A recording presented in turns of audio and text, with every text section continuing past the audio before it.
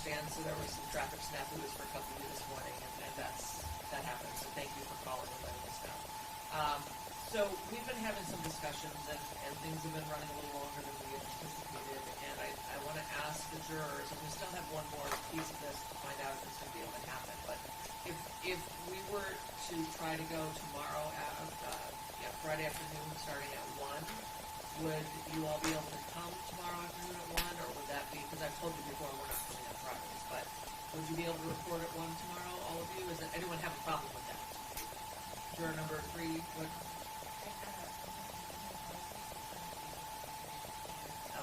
So you would, okay. Then don't bother trying to adjourn that matter. Okay. I just wanted to find out, and I'm trying to make up some time, but so we will continue on, and we may have like 8:30 starts next week, so that we can try to get a little more time back. Okay. Your witness come back to the stand, please. We're ready to proceed with the witness who was on the stand yesterday.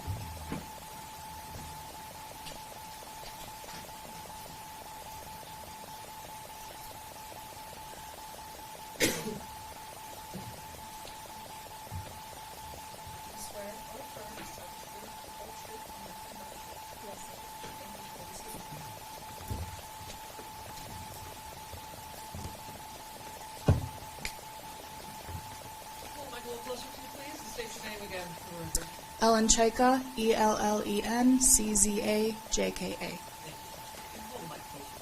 Oh, yes, Your Honor. Thank you, Your Honor. Good morning, ma'am. And behind you, we have Exhibit 89 and Slide 57. Is this the jacket that was admitted as an exhibit before we left at the end of the day today? Yes. Or yesterday? Yes. All right. Now looking at Slide 58. And what is that a photograph of? This is just another photo of the same jacket. Now, this jacket, can you just describe the color or design of this jacket at all? It's a black North Face jacket. Seems to be kind of waterproof, kind of like a raincoat. Now, did you say it was black? Yes. Are there multiple shades of colors on that, or is it just one solid color? I would say there's a grayish shade on the sleeves. Okay. Now, if we can look at Slide 59, what is that a picture of? That's just a picture showing the size of the jacket, which is medium.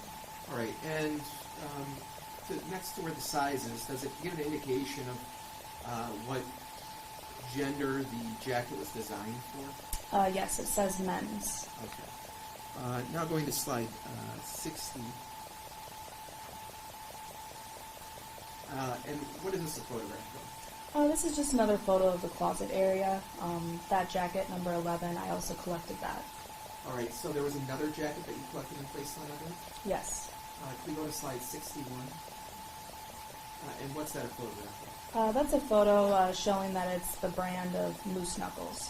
All right, and this jacket was placed on evidence? Yes. Is there an evidence or item number that's associated with this specific piece of evidence? May I refer to my report? That will refer to me.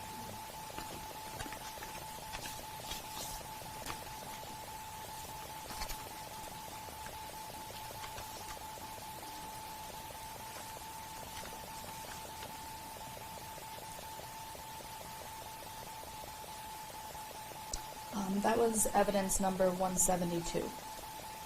May I approach him? I'm approaching what's been labeled as People's Proposed Exhibit 117. Do you recognize any of the markings on this object? Yes, I do. This is my handwriting. And what do the markings on that object indicate that what's inside that container? I wrote 1 black Moose Knuckles coat, placard 11. And is there an evidence tag number that's associated with the object that you're holding in your hand? Yes, 172. And that's consistent with the number that you labeled this jacket when you collected it based on evidence? Yes. People move for the admission of People's Proposed Exhibit 117. Now, once you've noted this jacket, you can look inside the jacket or any pockets inside the jacket for any items. Yes. And did you discover anything when you looked inside the pockets? Yes, in the front right pocket of the jacket is a Stanley knife. All right, so if we could look at slide 62. All right, what's that a photograph of? That's me trying to show the inside of the pocket. And now going to slide 63. And that is the knife from inside of the pocket. All right, and slide 64. That's just the other side of the knife. And slide 65. And that's the knife opened. All right, now this knife that's pictured in slide 55 of Exhibit 89, did you collect that knife and place it on evidence? Yes, I did. And is there an evidence tag number that's associated with that knife? It should be number 173.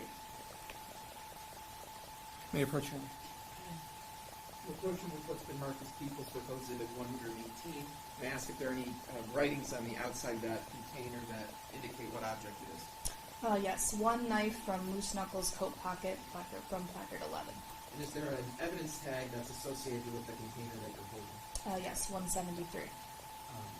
Your Honor, at this point I move to make People's Proposed Exhibit 118. No objection.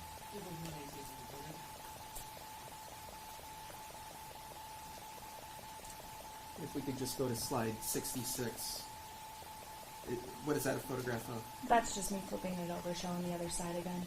Now, when you collected this item and placed it on evidence, I mean, did you personally test it for the presence of blood or DNA or hair or fibers, anything like that? Not at this time. No. All right. What do you do with an object like a knife after you place it on evidence? After I place it on evidence, it is up to the officer in charge to send it to the lab or get it tested. Now, if we can move to slide 74. All right. Can you just describe what's documented in slide 74? Yes, this is showing a black ski mask that is on the chair just left of the front door. That was also where the phone and the shoes were, near the west side of the apartment. If we could look at slide 75, and what's that a photograph of? That's just another photo showing a clearer photo of the ski mask. Okay. If we go to slide 98.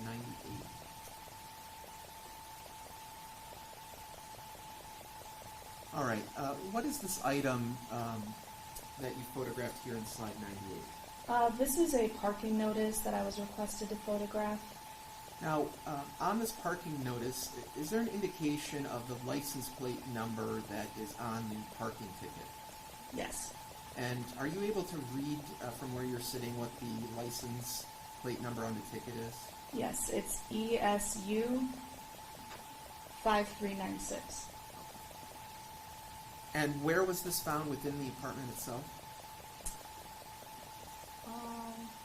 Can I refer to my report real quick? If you need. Thank you.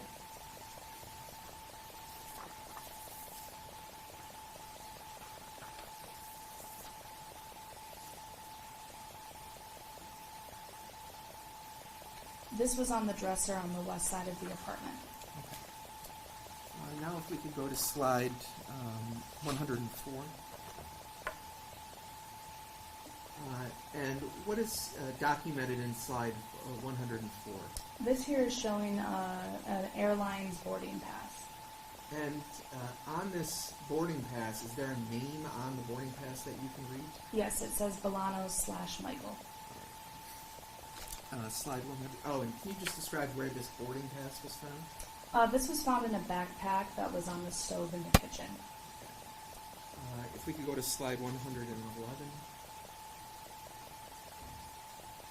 Can you just describe what's documented in this photograph? This photograph is showing a black makeup bag that's on the kitchen countertop.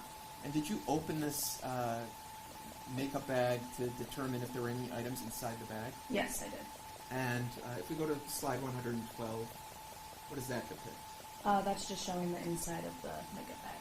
And if we could go to slide 113, what are you holding, or what is being held in this photograph? This here was inside of the makeup bag. It's a Leatherman multi-tool. All right, and if we can go to slide 114, what is being depicted in slide 114? So that's just showing the tool that was inside of the case. And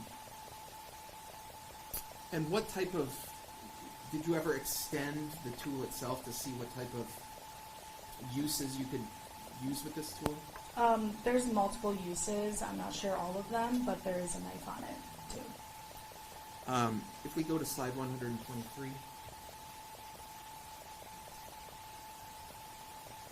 All right, could you just describe what's meant to be depicted in this photograph? So this here, that safe was, we moved it from the northwest dresser. It was a safe on the shelf, and that's showing what's inside of the safe, which were 8 black latex gloves.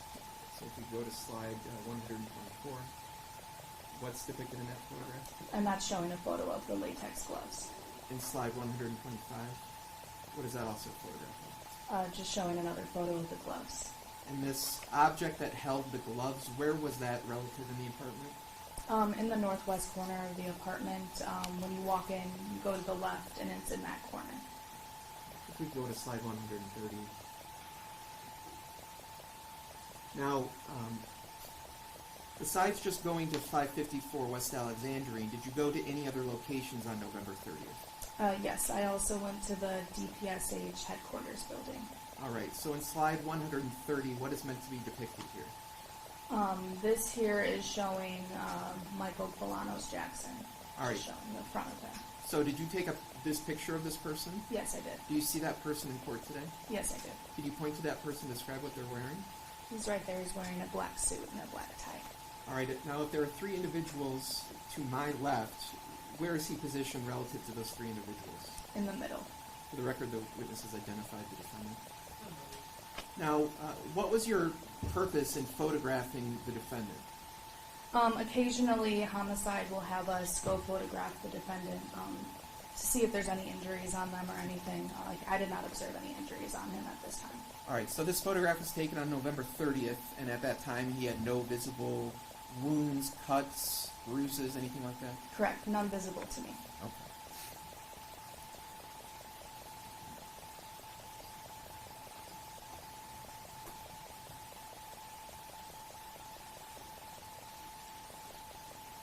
One question I forgot to ask you, that Leatherman knife that you referred to earlier. Objection, I don't believe he characterized it as a Leatherman knife. He said the Leatherman multi-tool. That's fine. The Leatherman multi-tool that you testified about earlier, is there an evidence item number that's associated with that item? Yes, Mayor, I refer to my report. Yes, go ahead.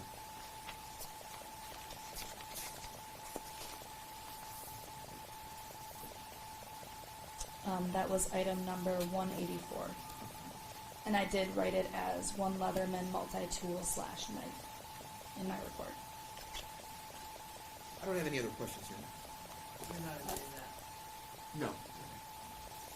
And Ross? Yes, thank you. Good morning. Good morning. Now, you indicated that, well, you took pictures of a moose knuckle. Was this more of a winter coat? Heavier coat? I would say so, yes. Okay. And you classified the North Face as a jacket, correct? It was a lot lighter of a garment, correct? In comparison to the moose knuckle winter Yes, coat, it's more of correct? a raincoat. And did it have a hood on there? I don't believe so. Are you sure, or are you just not I do sure? not recall. You don't recall? Okay. Now, if we can go to slide number 104 in Exhibit 89.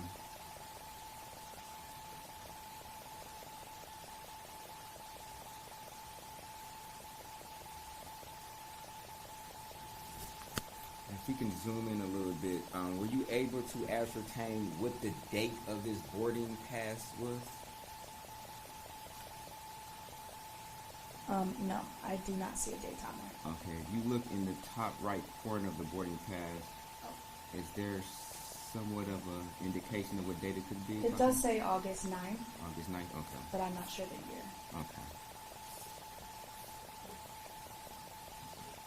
Now, this multi-tool, you would agree when you first open this multi-tool, there are pliers, correct? Yes. Okay. And you indicated there are a lot of other, I guess, tools that are contained in this Leatherman multi-tool, correct? Yes, most of these tools have about 15 different tools to them. Okay. Were you instructed to label this as a multi-tool / knife? No. Okay. Why wouldn't you label it as a multi-tool / pliers if you open it up and its primary tool is a plier? Objection. There's no evidence that its primary use is for pliers. He's testifying. You would agree. Well, I'll rephrase it. You would agree when you open up the tool, the first tool that you're able to use is pliers, correct? That's correct. Okay. But for me personally, I usually use that kind of tool as a knife. Okay, that's you personally, though. Were you ever instructed to label this as a multi-tool / knife? Objection. Ask Nancy. How did you answer That question. I said no. Okay. Now, why wouldn't you classify this as just simply a multi-tool? I do not know. Okay. I guess, do you know why you wouldn't classify it as a multi-tool / pliers? Because most of these tools are used as knives for the most part. For you, correct? Yes. Okay. You don't know what other people may use these tools for, correct? Correct. Okay. And you were at this particular location and you were instructed to look for knives, correct? Correct. Okay. Could that have been a reason why you labeled it as multi-tool / knife, because that was one of your tasks to find knives? It could have been, yes. Okay.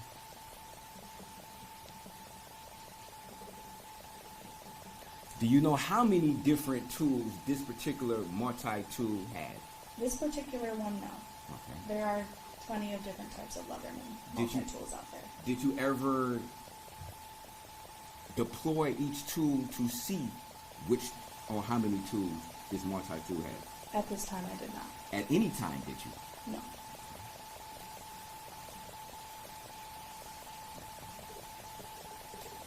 Now, you indicated that you found this multi-tool in what you describe as a makeup bag, correct? Yes. Okay. Would it be fair to say a makeup bag, in your opinion, is possibly pertaining to a lady? Yes. Okay.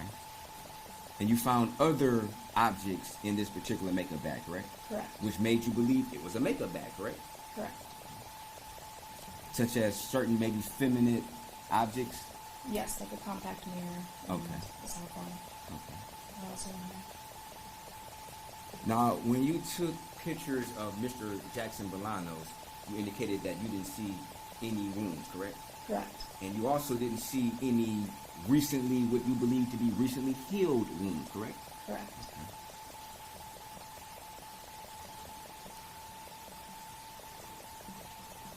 Was Mr. Jackson-Bolanos the only individual that you were personally asked to photograph to see if they had any wounds?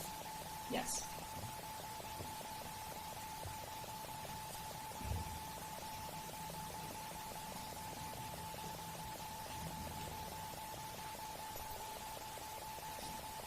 And you indicated that you did recover the different black shoes that were males, correct? Yes, I recovered 3 different pairs of shoes. Okay.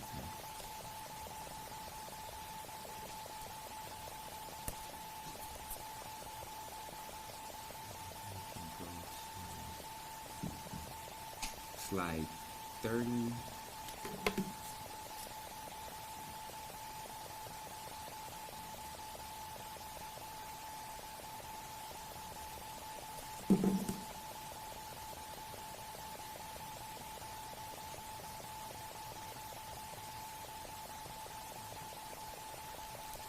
Thank you. No further questions. Redirect. I don't know.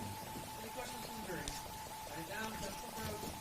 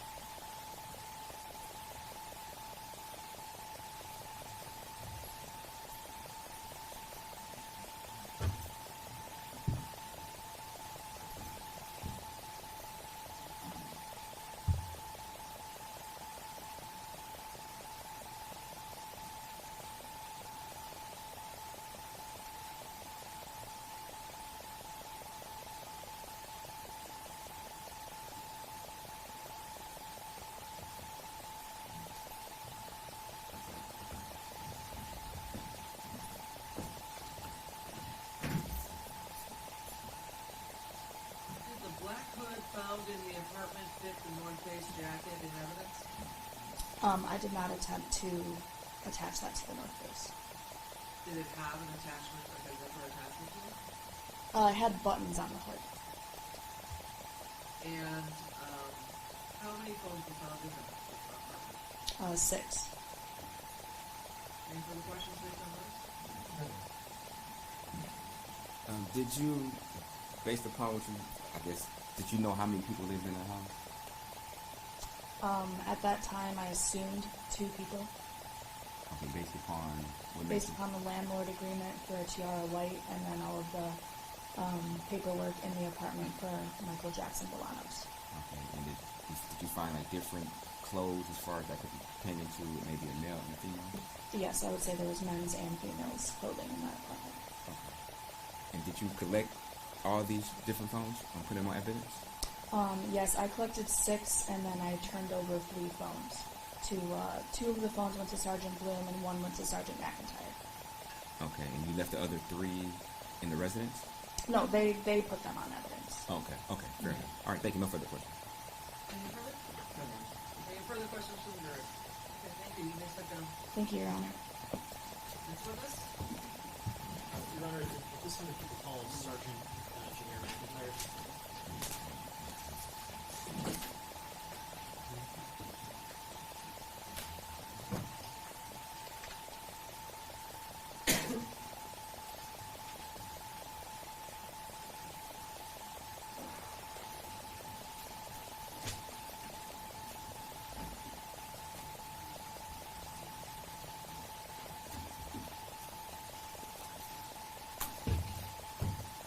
Please swear.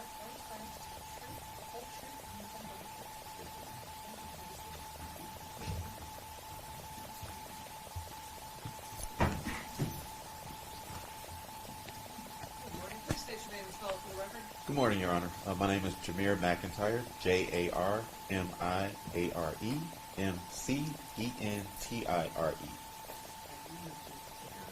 Sergeant McIntyre, could you tell the jury what you do for a living? I am a policeman for the city of Detroit with 24 years on, and I'm assigned to the homicide section, and I'm a part of the homicide task force. And how long have you been a part of the homicide task force? I would say about the last 6 or 7 years, I believe. And how long have you been investigating homicides in general? Roughly 9 or 10 years, give or take. And as part of your role with the homicide task force, were you involved into the investigation into Samantha case? Yes, sir. And as part of that involvement, did you have an opportunity to conduct some interviews of specific potential witnesses? Yes, sir. And was one of those witnesses named Ben Soffer? Yes, sir. And as part of your interview with Mr. Soffer, did you obtain a DNA or buccal swab from him? I don't remember if I did or not, but let me refer to my report real quick just to check. Sure. Yes, I collected a buccal swab from Mr. Soffer, and I placed it on evidence as item number 51. Okay. What was the purpose of collecting the buccal swab from Mr. Soffer? For comparison samples for any biological evidence that may have been recovered from Ms. Wall's apartment. Okay. Was he ever a suspect in this investigation? No, he was just a person that we wanted to speak with because we had found out that he had some interactions with Ms. Wall at the wedding she attended. Okay. Did you also have an opportunity to interview someone by the name of Jermaine Randy? Yes, sir. And as part of that interview, did you also obtain a buccal swab from her?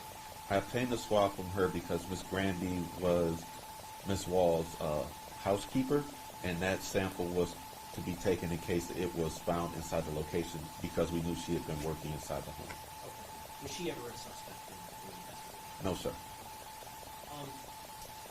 At some point, did you go to the Wayne County Medical Examiner's office in an attempt to recover some evidence from Ms. Wall? Yes, sir. And what day did you do that? I went on October 23rd. Okay. And what was the sort of evidence that you tried to collect when you went to the office? I collected Ms. Wall's clothing, fingernail clippings, and a vial of blood. Okay. And Did you make any efforts to try to obtain Miss Woll's fingerprints at that time? Yes. And why did you want to obtain, or why did you try to obtain Miss Woll's fingerprints? To verify, where her fingerprints would be. They should be in her house, and to also verify her identity. Okay. And were you able to obtain her fingerprints when you went to the medical center? No, sir.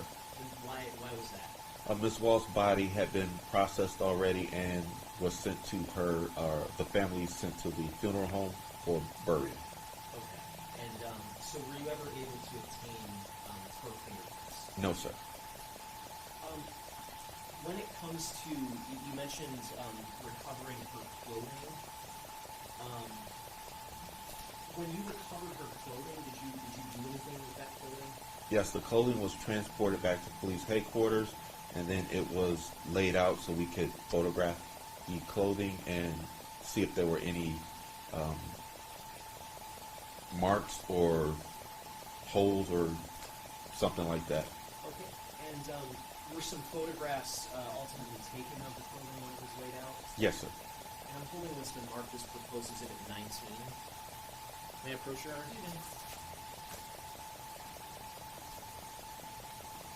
Does proposed exhibit 19 contain a series of photographs of Miss Woll's clothing? Yes, sir. And do those photographs fairly and accurately depict the clothing that you personally recovered from the Wayne County Medical Examiner's Office? You said exhibit 19? 119, I'm sorry.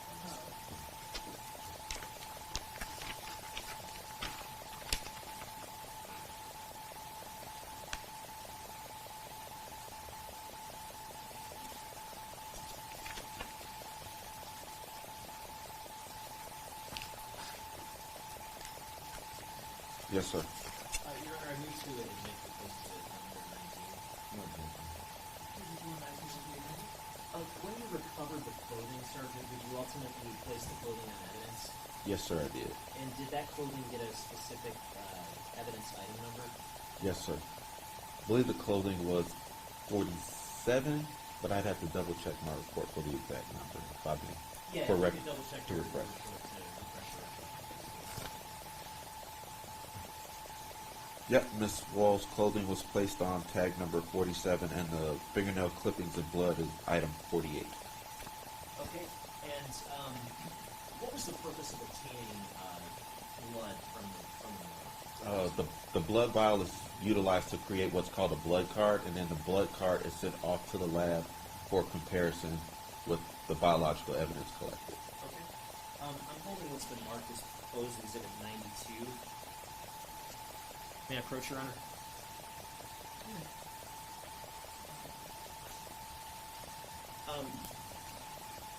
What is proposed exhibit 92 appear to be? 92 is the fingernail clippings, rape kit swabs, and blood vial. And is there an evidence tag on that item? Yes, number 48. And is that the same evidence tag that you created for the blood vial and the other items listed there? Yes, sir. Does that have some indication that evidence was ultimately transferred to the lab at some point? Yes, sir. It has the lab ID number on the sticker that they place on it once they receive it. Okay. Your Honor, I move to admit proposed exhibit 92. Okay, looking at exhibit 119, the first slide, what is depicted here? So this is the shirt that was on Samantha Woll's body. Okay, and if we go to the second page, what is depicted on the second page? Is that a close-up of the same shirt? That is a close-up of the shirt, and as you can see, there are some small holes, like near the neck, shoulder area. And can you use the pointer to point out the holes? Oh, yes. If you pull out the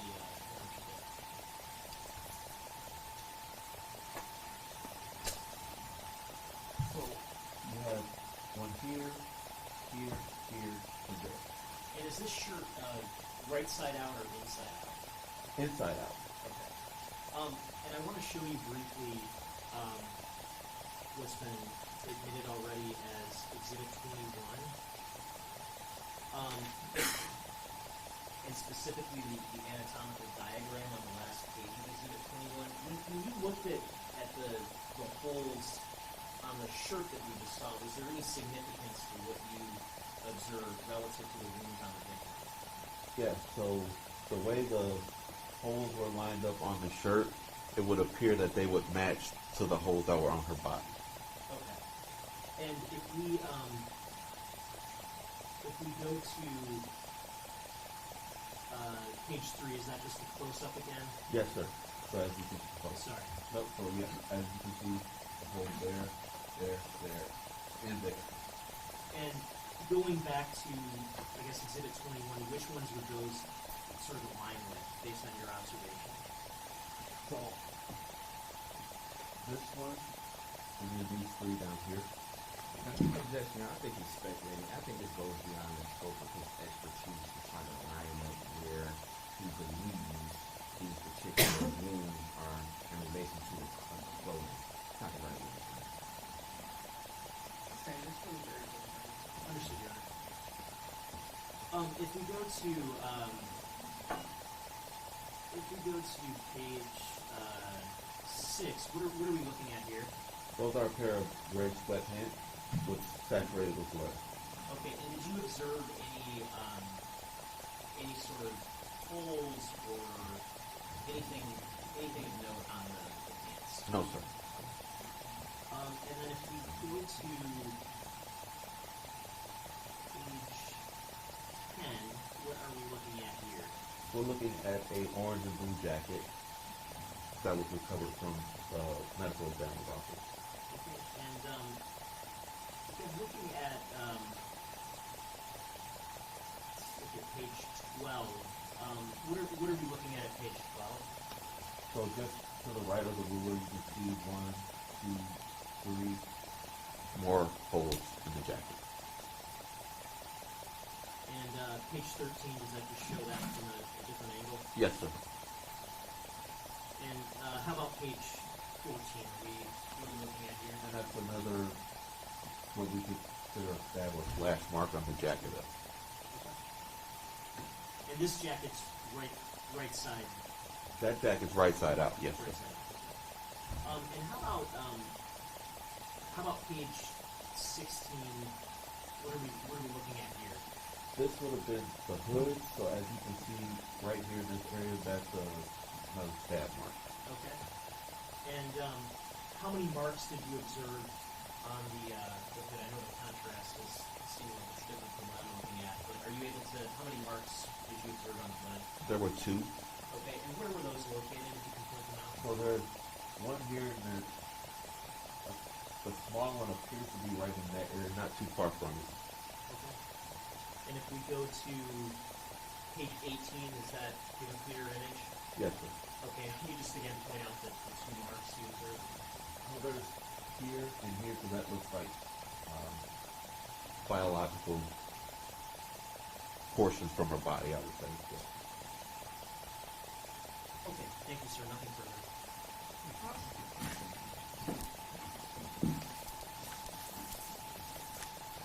Good morning, Sergeant.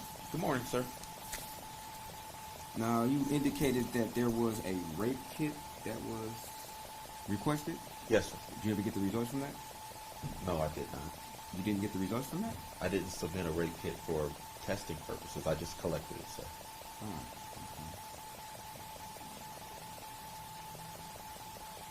okay. You just tested it, but you didn't submit it? No, I collected it. Oh, you collected it, I'm sorry. I did not submit it You didn't submit it. Is there a reason why you didn't submit it?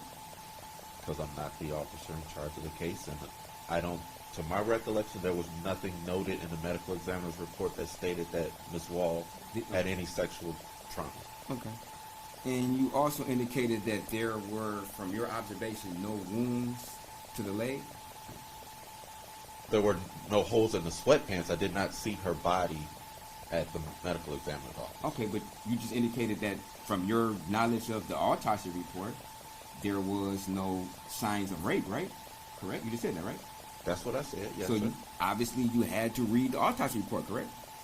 Yes, sir. Okay. And when you read the autopsy report, did it ever come to your knowledge that there were any stab wounds on her leg?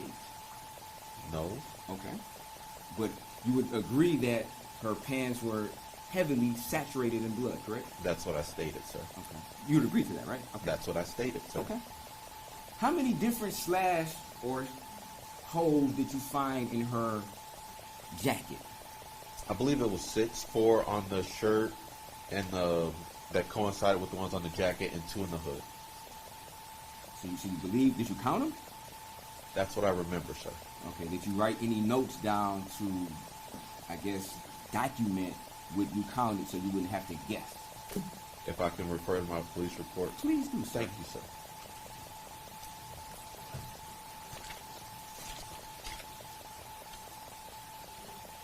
My police reports.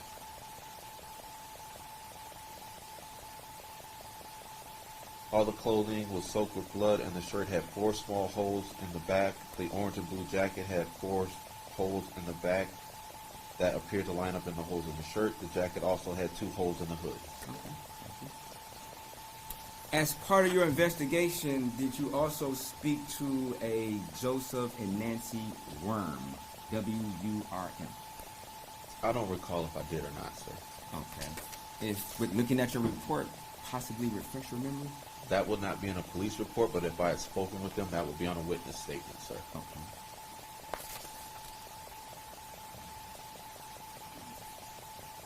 Did it ever come to your understanding that Samantha Woll had, weeks prior to it, been seen with some type of male, an unknown male?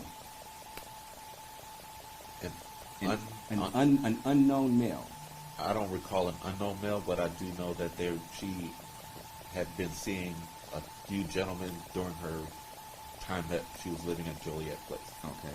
Did it ever come to your understanding that she was seen with a male who was believed to be somewhat unsocial, which was uncommon for Samantha to be with somebody like that? Can you repeat the question, sir? Did it ever come to your attention that she was with a male who seemed that they were antisocial or unsocial? I don't recall it. You don't recall it?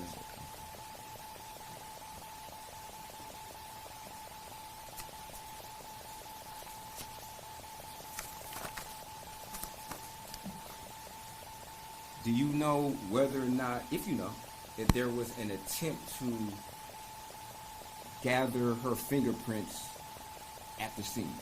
If you know. I do not.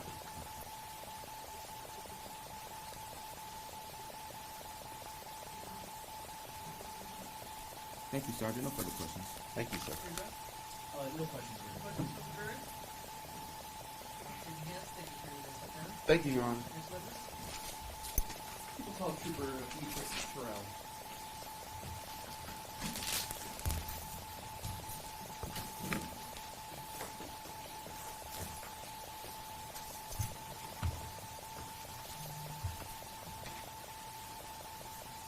Am I excused, Your Honor? You are. Thank you.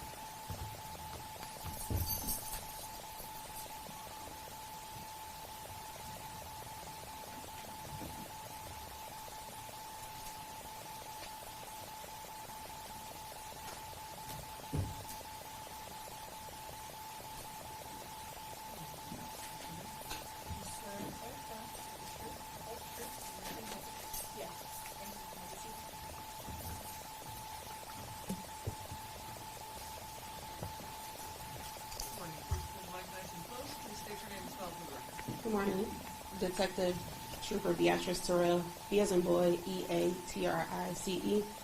Last name Terrell, T-E-R-R-E-L-L. Good morning. Where do you work, man? I work with the Michigan State Police. Are you like a trooper with the state police? Yes, And how long have you been working as a trooper with the state police for? 6.5 years. And where are you currently assigned within the state police? I'm currently assigned to our Special Investigations section, but I work with the Homicide Task Force as well. And how long have you been working with the Homicide Task Force for? Since 2021. So were you working in that assignment, in that capacity, back in October of 2023? Yes, And did you become involved in the investigation into the death of Samantha Woll? yes. And what was your role generally within that investigation? I interviewed people. I typed several search warrants, collected evidence if I needed to, or go out to canvas, did surveillance. Now, specifically, on November 30th of 2023, did you come into contact with a person who was held in custody at the Detroit Police Public Safety Headquarters? Yes. And do you see that person in court today? Yes. Do you point to that person and describe what they're wearing? She's in the back, collared white blouse and black pants with her legs crossed. All right, so that's one person that you spoke with, right? Yes. Did you speak with another person on the 30th? Yes. Okay, do you see that person in court today?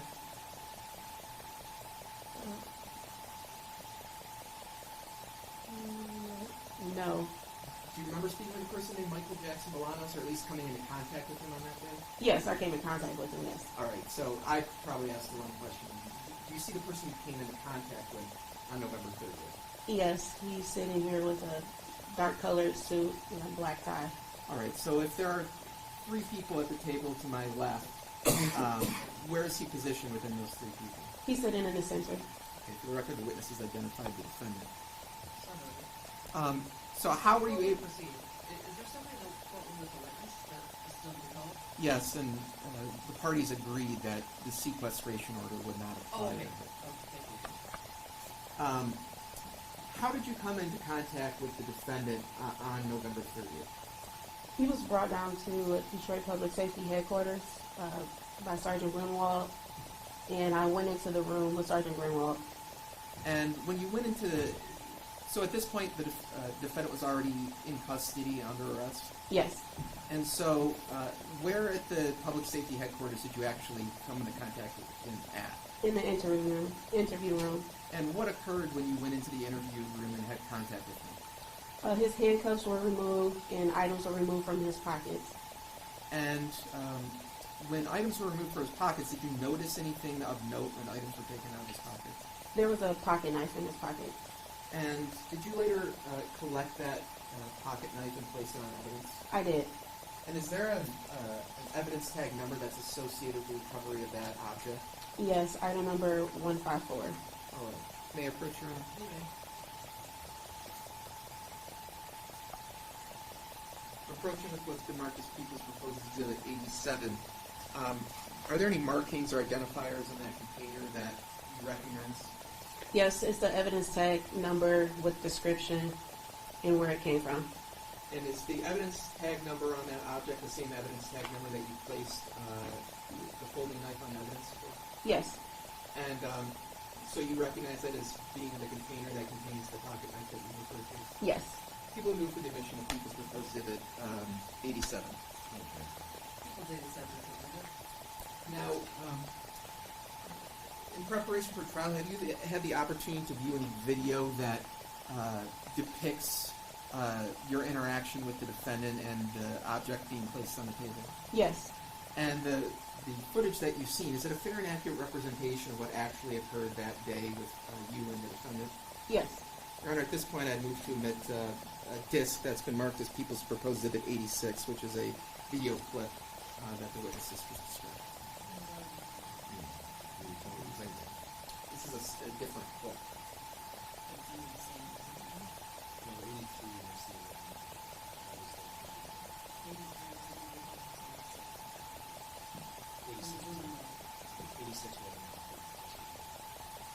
Well, I'll admit.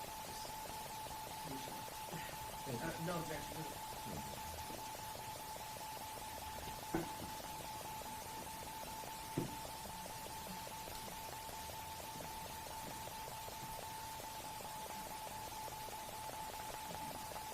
All right.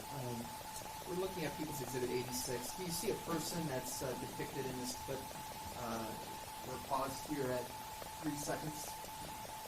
Yes. All right. Do you recognize that person? That's myself. All right. So if we could just play the clip. You can take this, the cuffs out. Come ahead and look at it. Okay. This only the ones that you have? He's got some Social Security on him, and scope and stamp number came in his pocket. Okay. And then I'll have that one more time for it. Still chilly.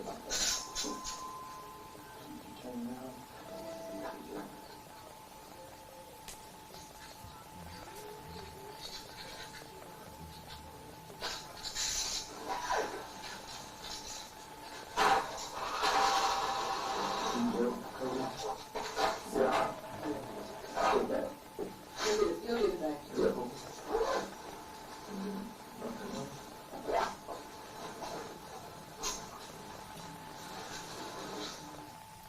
All right. And officer, during that clip, did you pick any items off the table? Yes, And what item was that? the pocket knife.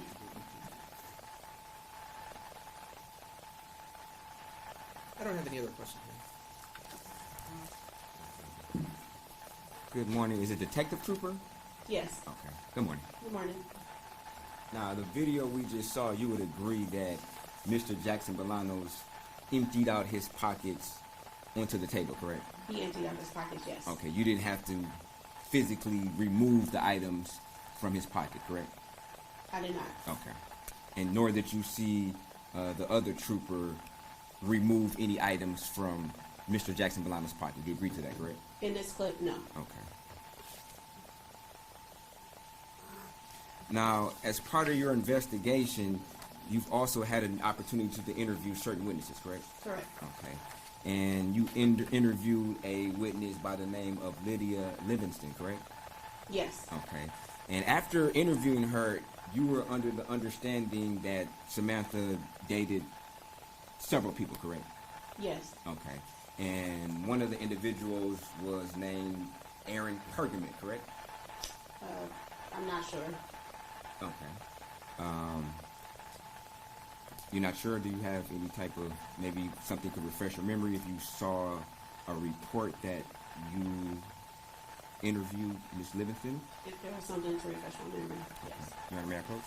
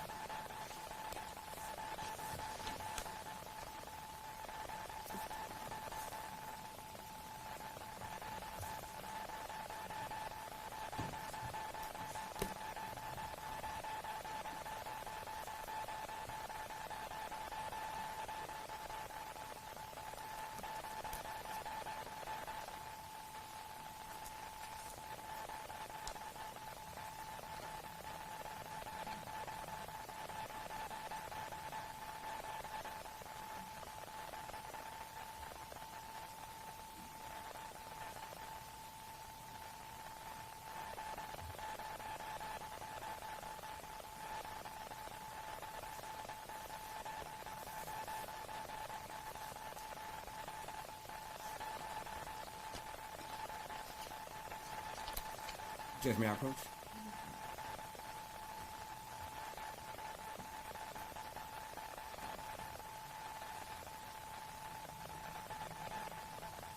Does this refresh your memory, Detective Trooper? Yes. Okay.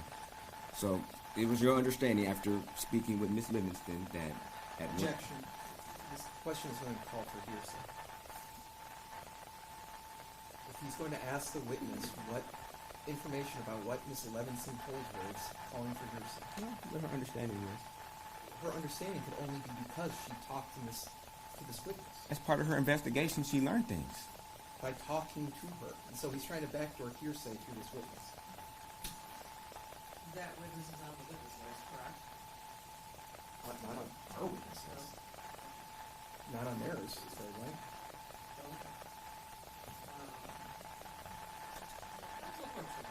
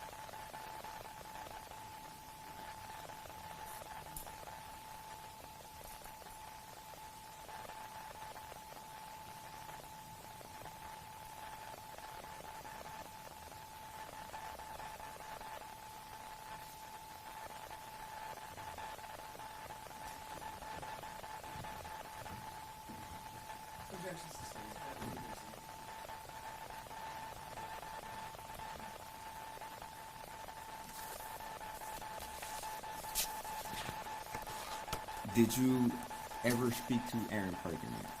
No. You had an interview? Okay. No further questions.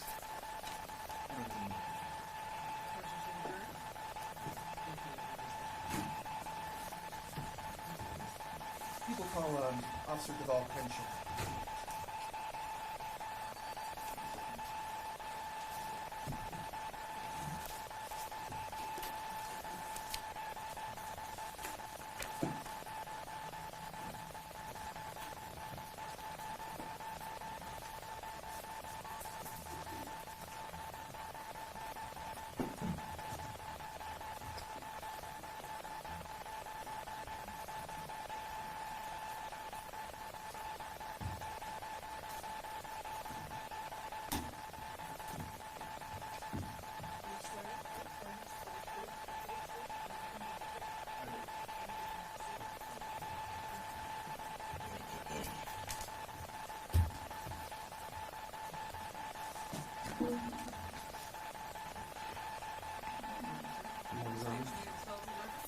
My name is Devolve Crenshaw, DevelCrenshaw.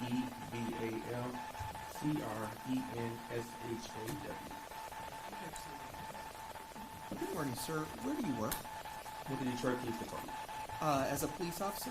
Yes, And how long have you been a police officer with the Detroit Police Department for? just got to 10 years. And within the police department, where are you currently assigned? Currently assigned to homicide section. And within homicide, are you assigned to like a specific unit or section within the Detroit Police Homicide Department? Yes, sir. I'm currently assigned to homicide task force. Okay, and so were you working in that capacity back in October of 2023? Yes, sir. And did you have any role in the investigation into the death of Samantha Woll? Yes, sir. And what type of role did you play, generally speaking, in the course of that investigation? Mainly, I conducted interviews, but also assisted with other miscellaneous tasks. Okay. Some of the tasks that you performed, did that include taking buccal swabs or swabs for potential DNA from witnesses or individuals? Yes, sir. And during the course of this investigation, did you take a buccal swab from a person by the name of Jeff Herbstman? Yes, sir. And did you also take a buccal swab from a person by the name of Aaron Pergament? Yes, sir. And did you also take a buccal swab from a person by the name of Joshua Goldberg? Yes, sir. And after you took the buccal swabs, what is your personal involvement with the buccal swabs after they're collected? After the bucket swab is collected, it is then placed in an envelope, sealed, tagged for evidence, and either taken to the lab for testing or placed in a evidence property room. Now, in the course of this investigation, did you ever author any search warrants for a video system found at the home of Jeffrey Herbstman for an Arlo Video Corporation? Yes, sir. Arlo video system. And was that, what type of items were you requesting from that corporation in the search warrant? I was requesting for videos for a specific date and time. And did you ever receive any videos or have any videos of relevant evidence? No, sir. The Kurt Arlo, they had no videos documented for that specific day or time. Okay. And the specific date of time, do you recall what date you were looking for, or days? It was a date range. I don't know the specific date. October, I want to say the 21st through the 22nd. Okay. I don't have any other questions, Rick. Yes.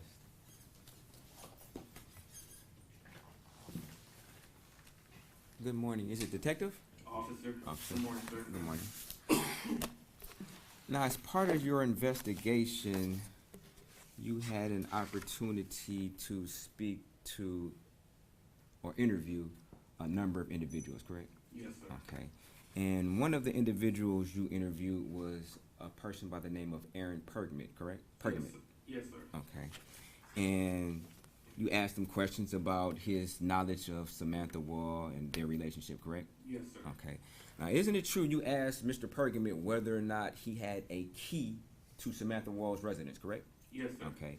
And he told you no. Objection. Again, he's asking for hearsay again through the officer. He could have asked Mr. Pergament that. I'll rephrase. It was your understanding that after speaking to Mr. Pergament, he didn't have a key, correct? Well, objection again. He's just phrasing it a different way, but he's asking for hearsay through the officer. Did you ask this of Mr. Pergament? I'm trying to remember if you asked that question of him. My co-counsel did. Did you? I believe that was Yes. asked. Yes. It was. I'm pretty sure it was asked of him. Yeah. So I'm going to allow it. All right. Thank you. And Mr. Pergament told you he did not have a key, correct? Correct. Okay. And you found, after further research, through looking at text messages, you found that to be false, correct? Correct. Okay. In fact, you found out Mr. Pergament, in fact, had a key to Samantha Woll's house, correct? Correct. Okay. And you relayed this information to Trooper Martinez, correct? I relayed the information. I'm not specifically who I related to. Okay. Did you ever have a conversation with Trooper Martinez about your interview with Aaron Pergament and what he told you about him having or not having a key to Samantha Woll's residence? I had a conversation, but again, I don't remember who I had a conversation with, sir. Okay. Sorry. Fair enough.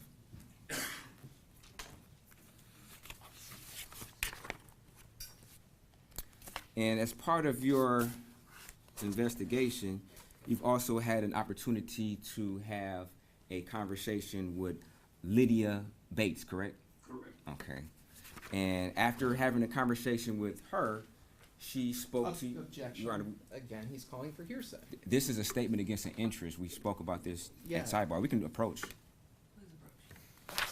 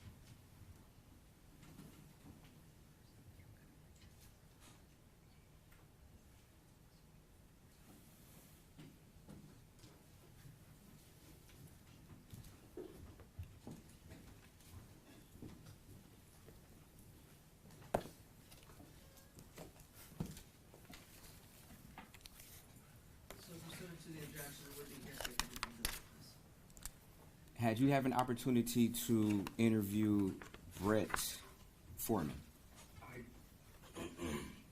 I did not. You did not, okay. Did you ever pass any information to anybody about Brett Foreman? Not that I recall. Okay. No further questions. All right, so you were asking questions about speaking with Aaron Pergament and whether there was a key involved, right? Correct. Now, what is the basis for you believing that Mr. Pergament had a key to Ms. Woll's apartment? If I recall correctly, Aaron said something to the fact. When you say he said, are you saying in your interview or in some other type of media that you think he said something? In our interview. Okay. Are you saying that in the course of your interview, he told you he had a key to Ms. Woll's apartment? In the course of the interview, he stated, if I recall correctly, Samantha offered him a key to the apartment because he's there so much, but now that I remember, I believe he declined ever taking the key. All right. So now that you're thinking about it now, directly from talking with him, he told you he did not have a key to her apartment. That is correct. All right. Did there ever come a point where you believe that he wasn't telling you the truth about that? No. Okay.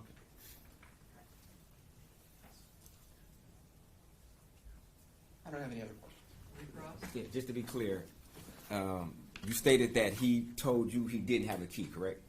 Say it again. Just to be clear, you stated that Aaron Pergament told you during his interview that he, in fact, did not have a key to Samantha Woll's apartment, correct? Correct. She offered him a key, but he never took it. And he denied it. And you later found out after that interview that, in fact, Aaron Pergament actually had a key, correct? No. You didn't? I thought you just indicated during cross that at some point in time you found out that Aaron Pergament lied to you about not having a key. No. Prosecutor asked a question, and then... Now, I'm talking about the question I asked during cross. During cross, I asked you to interview Aaron Pergament, correct? Correct. And he stated that he did not have a key to her apartment, correct? Correct. And you later found out after that interview that, in fact, that was a false statement. No.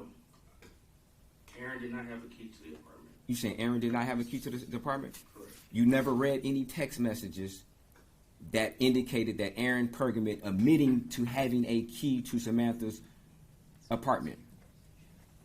And I'd object because he's flat out misrepresenting what the text message says. Has it been admitted? It hasn't been admitted. Did you ever read any text messages that indicated Aaron saying, I will be there in 15 minutes to Samantha, I have a key? I don't recall reading that. Sorry. You don't recall reading that? No, I'm sorry. Okay. So it's your understanding as of right now, just to be clear, I mean, because you said two contradicting things during cross and then during redirect. Just to be clear, you're saying that you believed Aaron Pergament when Aaron Pergament told you that, in fact, he never had a key? Yes. Okay. He was offered to him, but he didn't take it. Okay, no further questions. No further questions. I don't have any other questions. Any questions from the jury? I don't see any. Thank you, sir. You can sit down. Thank you.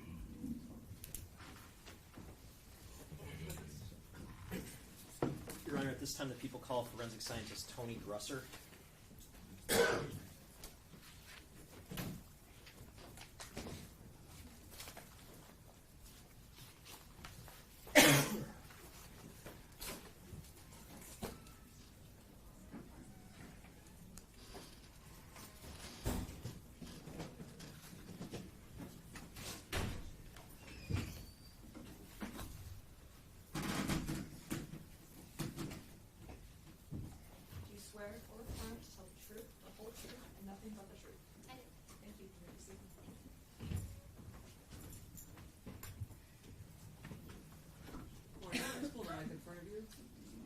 State your name and spell for the record. Tony Gresser, Tonigresser. Thank Thank you. you. You may proceed. Thank you, Your Honor. Good morning. Could you tell the jury what you do for a living? I am a forensic scientist with the Michigan State Police Forensics Lab at the Metro Detroit Laboratory. And in terms of being a forensic scientist for the Michigan State Police Metro Lab, do you have a particular area of focus? Yes, I focus in body fluid identification. And what is the field of body fluid identification? We screen items of evidence for the possible presence of biological material, including body fluids such as blood, semen, and saliva, as well as the presence of hair and touch DNA. And how long have you personally been working in that field? I have been with the Michigan State Police for about 6 years, but I have been a forensic scientist for about 3 years. And what sort of training do you have to be a forensic scientist working in the field of body fluid identification? I had about a year-long training program, which consisted of several lectures, observations, practice samples, mock cases, as well as written and practical examinations. And approximately how many times have you performed body fluid identification analysis when it comes to looking for blood? Hundreds to thousands at this point. Okay, and the methods that you use to identify suspected blood, are those methods something that you just came up with, or are they more widely used in the scientific and law enforcement communities? They are widely accepted across the nation in forensics. And does the Michigan State Police Lab have any sort of accreditation when it comes to performing body fluid identification? We do. And what does that mean? What is accreditation? What does that sort of look like? It just means that there is a standard that we reach. So all of our policies, procedures, tests, methods that we do are accredited, meaning that they are agreed upon across the nation to be good tests. And the sort of testing that you perform when it comes to blood testing, has that type of testing been subject to scrutiny within the scientific community? What do you mean? Are there published articles and research supporting the validity of the type of testing? Yes. Yep. And when you do testing, do you do it on your own, or is your work subject to peer review? I do the examination by myself, but then it is subject to 2 reviews. We do a technical examination and then an administration review as well. Okay, and did you ultimately perform some analysis in the case involving the investigation of the death into Samantha Woll? I did. The death of Samantha Woll? I did.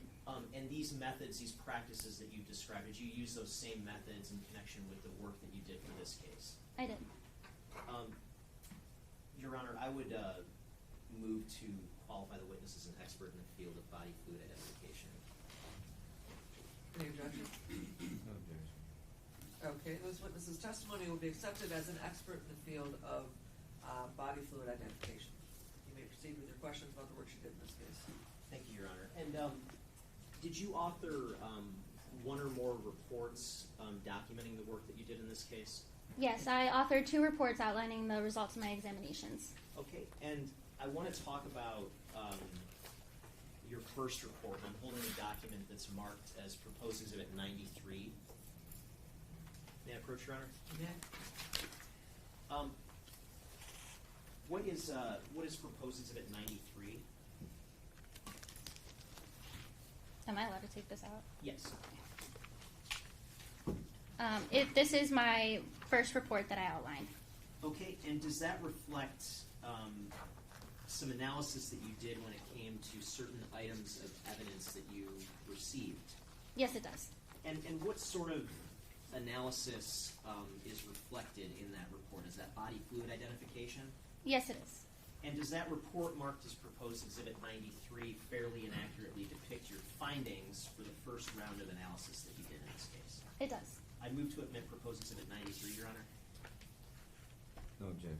People's 93 will be admitted.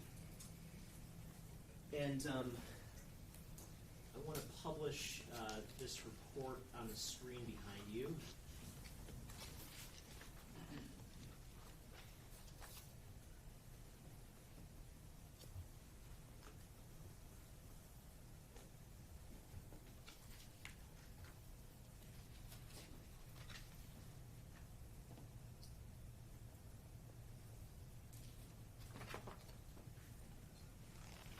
Okay, now, what's the date of this report reflected? It was completed on December 8th, 2023. Okay, and did you receive certain physical evidence to examine in connection with what's documented here? Yes, I did. And when you received that physical evidence, what were you looking for when it comes to that evidence? The request on the submission form was to search for the possible presence of blood. Okay, and in your line of work as a forensic scientist in the field of body fluid identification, do you always expect blood to be something that's easy to find or easy to identify when you're looking for it? Not always. It depends on many variables. Okay, and what sort of variables might impact whether blood is easy to identify on an item? It depends on many things. So if the item was outside, subject to the environment, such as like rain, water, extreme heat, cold, as well as potential washing of items that had blood on it at one point, amongst other things. When blood isn't visible to the naked eye, do you have tools as a forensic scientist to still try to identify blood? Yes, we do. We have screening methods as well as a chemical test to help us find blood that we can't see with the naked eye.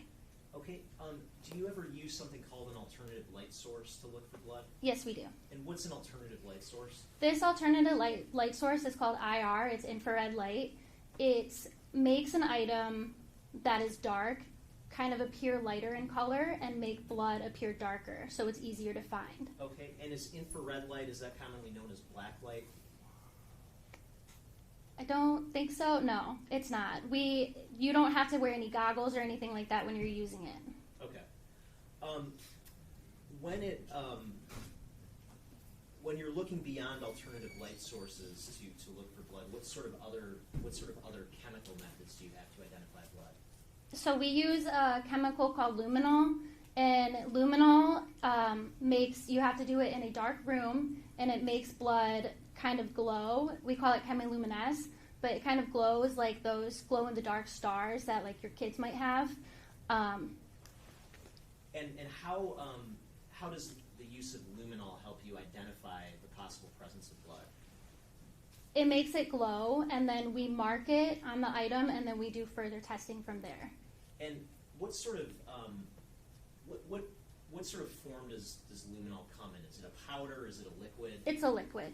Okay, and so can you just describe for the jury the basic process of applying luminol to an item to screen it for blood? Yes. So I will take my item into a clean hood, and then I lay down paper, I lay down the item, and I spray it with luminol. We like a fine mist.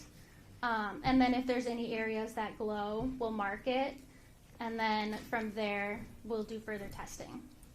Okay, and I want to walk through this evidence received portion of the report. Can you describe for the jury, starting at the top, what's the first item of evidence that you received? It is item 41. It is a blue and silver folding knife. Okay, and did that have a particular agency number associated with it? Yes, it is agency item 154. Okay, and I'm holding what's been already admitted as Exhibit 87. May I approach, Your Honor? You may. What is Exhibit 87 labeled as? It is labeled as one blue and silver folding knife removed from Michael Jackson pants pocket. Okay, and what's the agency number reflected there? 154. Okay, and so to the extent this has markings from the lab, do some of those include your own markings? Yes, it does. Okay, and so would that be the knife that you analyzed for the possible presence of blood? It would be. Okay, the next item down, what's that item reflected as? That is a buccal swab from Michael Jackson-Bolanos. And what do you do when you receive something like a buccal swab, along with other evidence in a case? What's your role when it comes to receiving a DNA swab? So a buccal swab is just a known DNA sample from an individual. We process that item last. So we do all of our question items first, and then we process that one last. In this case, I received 2 cotton-tip swabs, so I just cut off a portion of it and sent it forward for DNA. Okay, and do you actually do the DNA analysis yourself, or is that somebody else at the lab in that role? I don't do DNA, no. Okay, but is it fair to say you prepare evidence to be sent on for DNA analysis? I do.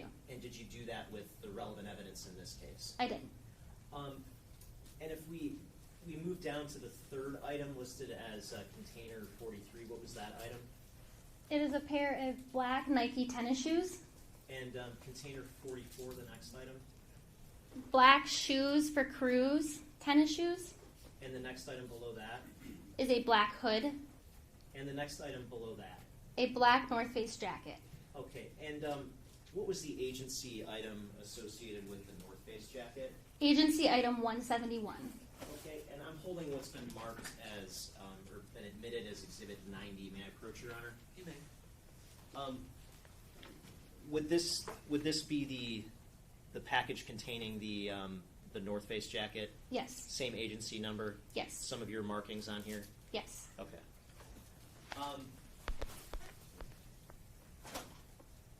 And what was after the North Face jacket? What's the item there? It is a Stanley folding knife. And the next item? A black ski mask. And the next item beyond that? A pair of black leggings. And the next item beyond that? Black Adidas sweatpants.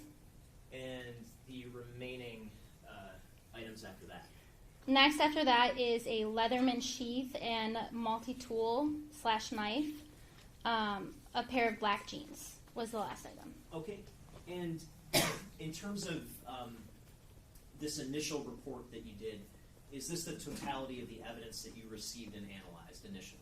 Yes, for this report. Okay. And let's go to the interpretation section of the report, starting on page 3. So, for purposes of what was labeled as the blue and silver folding knife, did you test that for the possible presence of blood? I did. And what did you do to test that knife for the possible presence of blood? I observed it with a bright magnifying light, as well as a stereoscope, which is just a larger scale microscope. Okay, and did you see anything that looked like blood or another substance on the knife? Yes, there were stains on the knife that I tested for the possible presence of blood, but it was negative. Okay, and what did you use to test for the possible presence of blood on that knife? I used phenolphthalein. It is a 2-step chemical process. Okay, and that was negative for that knife, is that correct? Yes, it was. Now, there's also an indication that apparent hairs or fibers were observed but not collected or examined. What does that mean? It means during my processing of the item, I observed some possible hairs or fibers on the item, but I did not examine those hairs or fibers, but I preserved for them. So in this case, I wrapped the item in the processing paper that I used to make sure that those hairs and fibers, if they are hairs and fibers, remain intact. Okay, and then the next item down where it says Michael Jackson-Bolanos buckle, what did you do with that specific item? All I did for that specific item was cut a portion of one of the swabs, put it in a small DNA tube, and sent it for DNA processing. Okay, and then when it comes to the next item, the black Nike tennis shoes, can you explain what you did for purposes of that item? The black Nike tennis shoes? Yes, it's marked as container 43. For this item, I screened it with a bright magnifying light. I looked at it with luminol as well. And so I did do multiple tests, including phenolphthalein and luminol, as we talked about before. And it was positive for luminol, but luminol is just a screening tool, so we do additional testing on those stains that I observed through luminol, and those were negative for the possible presence of blood.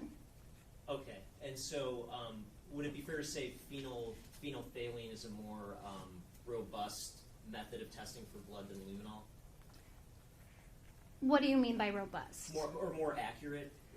Is that, I guess, can you explain, why we have both a positive and a negative result. Yes. So luminol is a very sensitive test, but it is not very specific. That just means that it is more sensitive, so there can be less blood there for it to cause a positive result.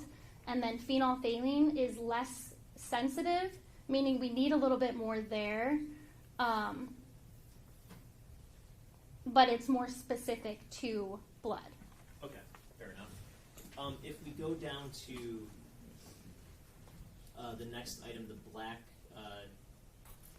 shoes, the black shoes for crews, tennis shoes, what did you do to test those items?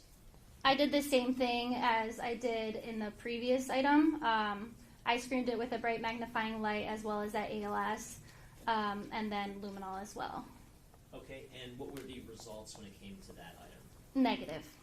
And in terms of the next item, the black hood, what did you do to examine that item? I did the same thing, bright magnifying light followed by IR and luminol. And what were the results for the black hood? It was negative as well. Okay. And the black North Face jacket being the next item, did you take pictures of your in connection with your examination of the North Face jacket? I did. I'm holding what's been marked as proposed exhibit 114. May I approach, Your Honor? Do the photos contained in page 114 contain pictures of the North Face jacket in connection with your Please analysis? don't show the pictures till they've been Oh, sorry. It does. out of view of the jury. And do those fairly and accurately depict what you actually observed in connection with your analysis of this jacket? Yes, it does. I'd move to admit proposed exhibit 114, Your Honor. No objection. 114 is admitted. You may publish now to the jury.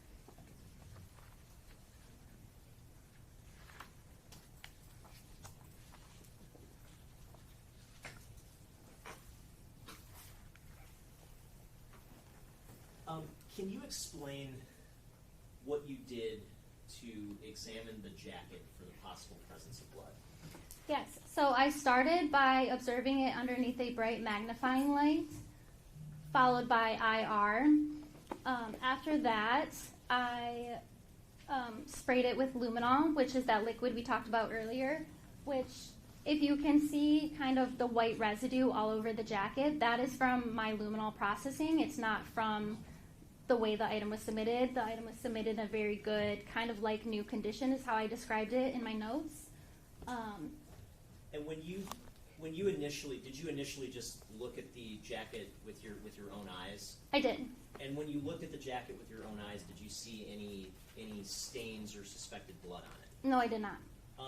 When you used the bright light and the magnifying glass, did you observe anything at that point? I did not test anything at that point either. Okay, and can you explain how did you apply luminol to this jacket? It comes in a spray bottle, and I just sprayed it in sections, looking in the dark, observing for a glow or a chemiluminescence. And then as I observed them, I marked them. Okay, and did you notice anything about the way that the luminol interacted with this particular jacket? There were areas of positive luminol results. Okay, but I guess I'm wondering, in terms of applying liquid to the jacket, did you notice anything about the way that liquid interacted with this particular jacket? Yes. The jacket was sort of a water-resistant or waterproof material, so the liquid that I sprayed kind of sat on top of the jacket, so I had to be very careful to keep it very flat so it didn't move around too much. Due to it being a waterproof, water-resistant type material, it kind of slid around a lot. Okay, did the jacket appear to absorb the liquid? It did not. Okay. This area of the jacket toward the lower right-hand corner of the screen, you see where there's a marking? Yes. What does that marking reflect? That marking reflects an area of chemiluminescence that I observed during my luminol processing, and the LP above it stands for luminol positive. Okay, and in that particular, what does luminol positive mean? It means that I observed that area glow during my process of luminol, and I followed it with presumptive testing. Okay, and did you use the phenolphthalein to test that area for the possible presence of blood? I did. And what was the result when it came to that area of the jacket for the possible presence of blood? It was positive for the possible presence of blood. Okay. Once you made that positive finding, what did you do from there with respect to this specific area? I kept the phenol positive swab, and then I swabbed that area again with another new clean swab, and then I combined those swabs in a tube for DNA and sent it for DNA analysis. Okay. And if we go to page 2 of the report, is that or of the Exhibit 114? Is that just a closer up image of that first area that tested positive for blood? Yes, it is. Okay. And page 3, is that just a further close up? Yes, it is. And again, to the naked eye, can you see anything relevant here? No, you cannot.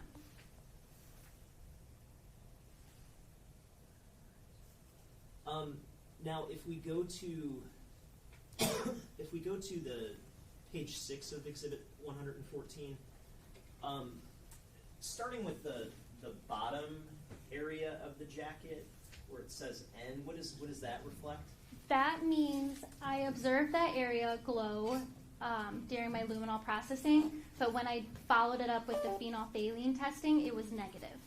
Okay, and so you got the initial indication of possibly something to look into. You followed up, but it was negative for blood. Is that fair to say? That's correct. Okay. Now, how about the other 2 areas toward the right of the jacket?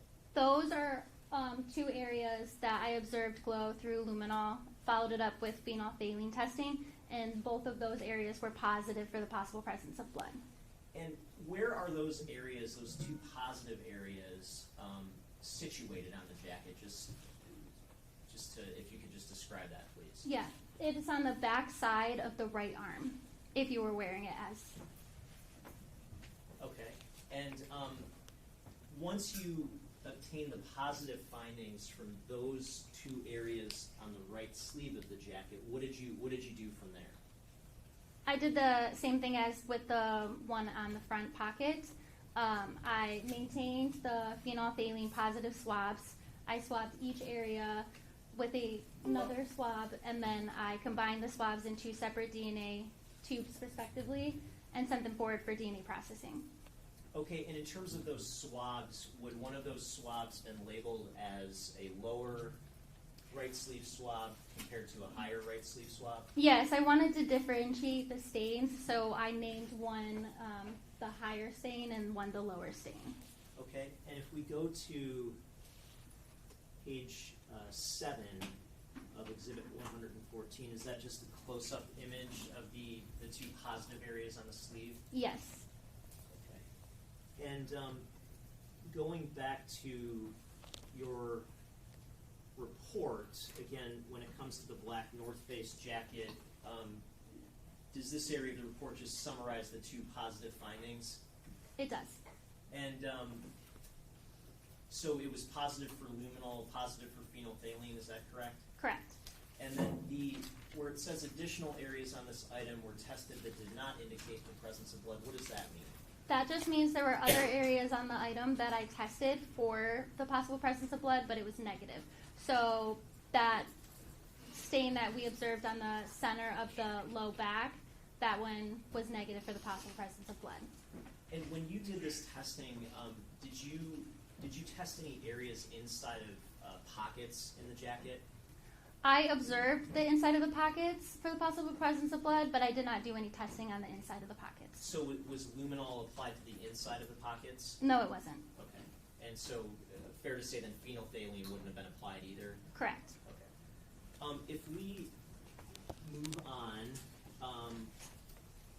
when it comes to these other items, the Stanley folding knife, the black ski mask, the black leggings, the black Adidas sweatpants, the Leatherman sheath and multi-tool, and the jeans, did you test all of those items using these same sort of methods? I did, however, I did not do luminol on the knives. Okay. Or the multi-tool. And Is there a reason for not doing luminol on like a stainless steel surface as opposed to a fabric? Yes. Luminol can react with metals as well. So I didn't do it on the stainless steel surfaces. And then also, luminol is very good for items that are dark, which all of the items that I received were black in color. Okay, and so for all those remaining items, were there any positive findings with any of the methods that you used? No. And on any of those items, did you observe any possible blood on any of them before you tested them? There were, across the items, I did test stains for the possible presence of blood, but they were all negative. Okay, and so fair to say for purposes of this first report, the main thing is the North Face jacket, is that correct? Yes. And how many areas tested positive for the presence of blood on that jacket? There were 3 areas that tested positive for the possible presence of blood and were sent forward for DNA processing.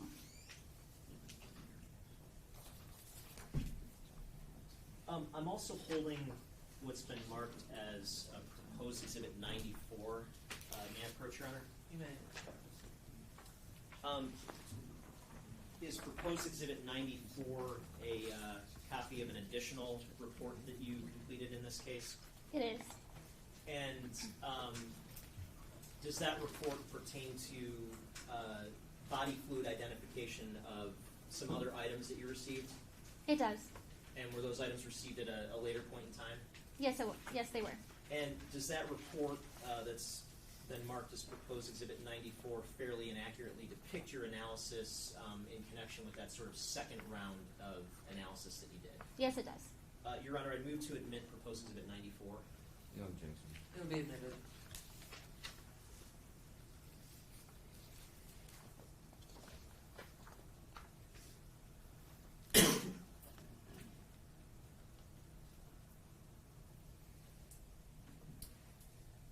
And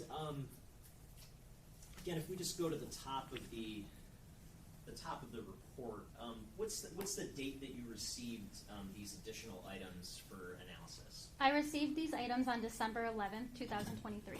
Okay, and if we go to the actual items, starting with the top item, the North Face jacket, is this the same jacket as before? It is. And what did you do with the jacket this second time that you received it? I swabbed it for wear ID, just trying to determine who was wearing that jacket. Okay, and when you took those swabs, are those sent somewhere once you take them? Yes, I sent them forward for DNA processing. Okay, and then there's another item, a red flashlight. What did you do with that item? I observed it and screened it for the possible presence of blood. Okay, and then there's another item indicated as a deconstructed gray backpack. Yes, that's correct. And what's the agency number associated with that item? Agency item 191. And I'm holding what's been admitted as Exhibit 85. May I approach, Your Honor? You may. What's Exhibit 85 labeled as? A gray backpack, agency item 191. And would that package contain the item that you received and ultimately analyzed? Yes, it does.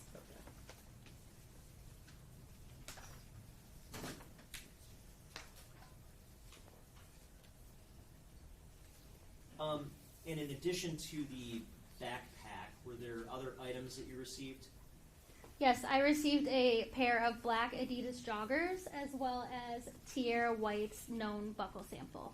Okay, and just again, starting with the North Face jacket, you mentioned you basically just took some additional swabs from that for potential wear DNA analysis and sent those on. Is that correct? Correct. With the red flashlight, did you do anything to test that for the possible presence of blood? I did. I observed it with a bright magnifying light as well as underneath the stereoscope and tested stains for the possible presence of blood, but they were all negative. Okay, and when it comes to the deconstructed gray backpack, did you take some photos of that backpack in connection with your analysis? I did. And I'm holding what's been marked as proposed exhibit 115. May I approach, Your Honor? You may. Do the photos contained in proposed exhibit 115 fairly and accurately depict your observations in connection with that backpack when you analyzed it? They do. I move to admit proposed exhibit 115. People's 115 is also admitted.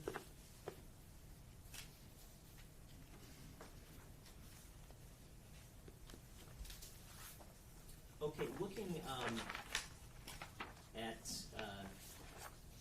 page 1 of exhibit 115, what is this depict? This is just showing the backpack as I received it. Okay. And when you received it, did you visually inspect it for the possible presence of blood? I did. And did you see anything that caught your attention? Yeah, there were areas that I went forward to test with phenolphthalein. Okay. And we go to page 2. Is this a close-up of a specific area of the backpack? Yeah, this is just showing that there is the zipper. Okay. And so would that be toward the center on this first photo? Correct. And how about page 4? What does that reflect? This is an image of the backpack and one of the stains that I tested. Okay, and that stain, I guess, can you use the pointer to point out to the jury the location of that stain? There's a pointer right behind you. Pull it out. Pull it out? The orange, pull it out. So this stain right here, where the label is, I tested that stain for the possible presence of blood, and it was positive for the possible presence of blood. Okay, and if we go back to page 2, are you able to see that area of the stain here? Yes, it is right there. And what were the methods that you used to test that area for the possible presence of blood? Phenolphthalein. Did you use luminol on the backpack at all? I did not. And what would be the reason for not using luminol on the backpack? I felt that the backpack was light enough in color for me to observe the stains as they were there. And since I was able to find a blood stain visually with my naked eye, I felt that if there were others, I would have been able to observe those as well. Okay, and other than that one stain, did you observe anything else? Yes, there were other areas on the backpack that I tested, but the rest of those were negative for the possible presence of blood. Okay, and so if we go back to exhibit 94 on page 3, does that sort of summarize your overall findings with respect to the backpack? It does, yep. And where it says apparent hair fibers were collected but not examined, what does that mean? It means that hairs, as I was collecting or processing the item, fell off onto my processing paper, so I collected them to ensure that they weren't lost. And then there are possible other hairs on the item that I did not collect because they were stuck to the item. Okay, and next to where it says phenolphthalein positive, what is that sort of section of the report document? It documents that I indicated the possible presence of blood, but there were additional areas on the item that I tested that did not indicate the possible presence of blood. And below that where it says wearer ID item swabbed, what does that mean?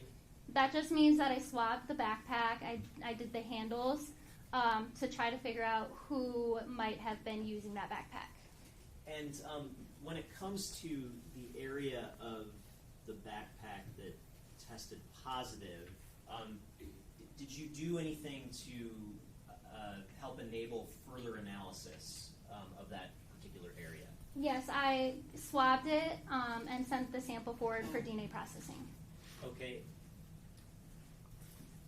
And going back to your report, in terms of the other items reflected here, the black Adidas joggers, did you examine those for blood?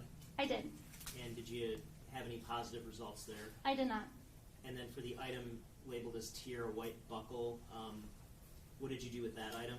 I caught a portion of the item and sent it forward for DNA.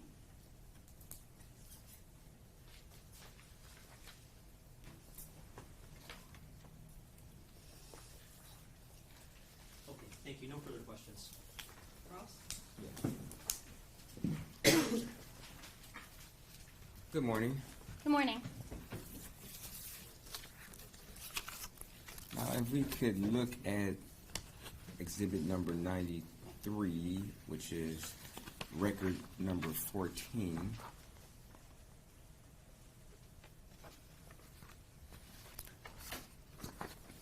You indicated for item number 41, which was a blue silver folding knife, you did not observe after your analysis there was a presence of blood, correct? Correct. There was nothing. It was negative for the possible presence of blood. Okay. And when you stated stains, you weren't talking about blood stains, correct? Just to be correct. Sure. Okay.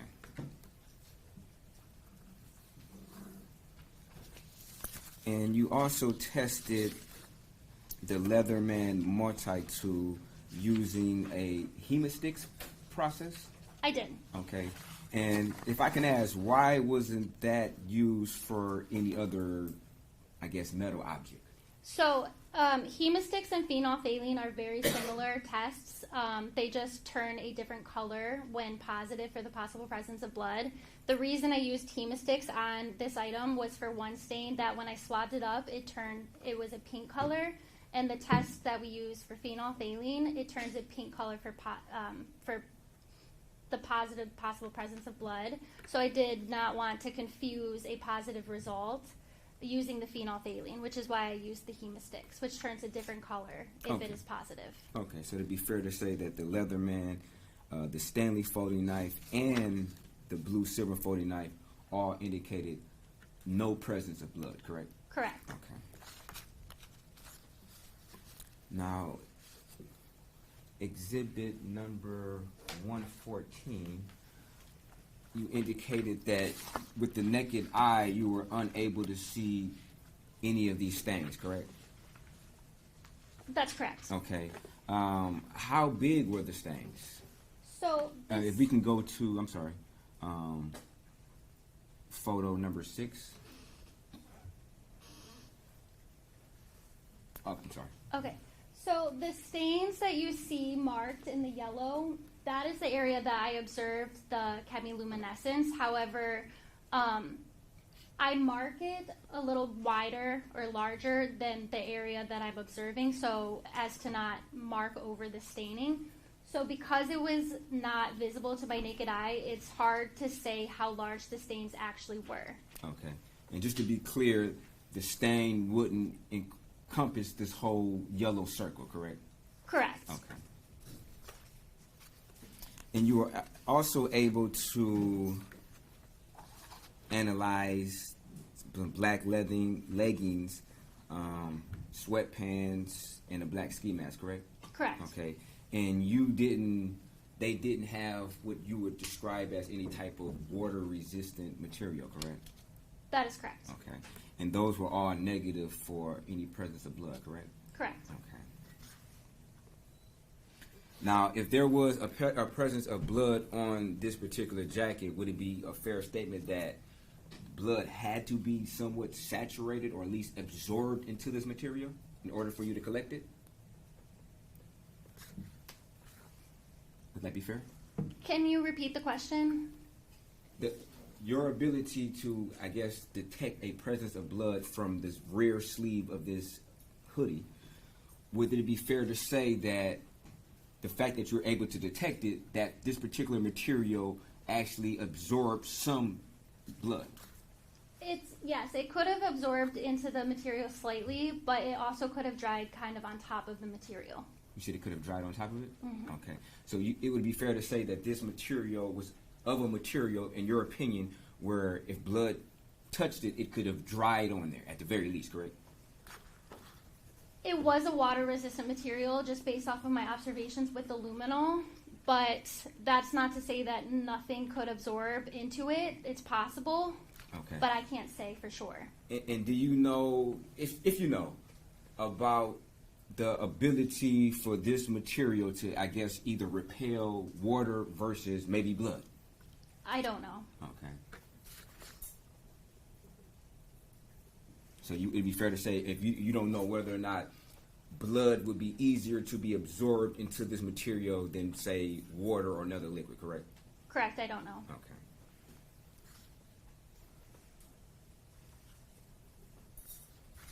And from your understanding, this is somewhat water resistant, not necessarily stain resistant, correct? It appeared water resistant. Okay.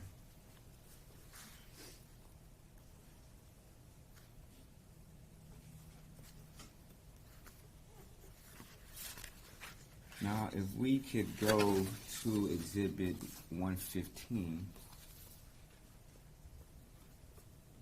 And would it be fair to say that this circle doesn't encompass the whole area of the area you indicated that you believe to be the presence of blood, correct? Correct. Okay. Just approximately, what's the size of this area of where you actually believe that you saw the presence of blood? I have the exact measurement, if I could refer to my notes. Please.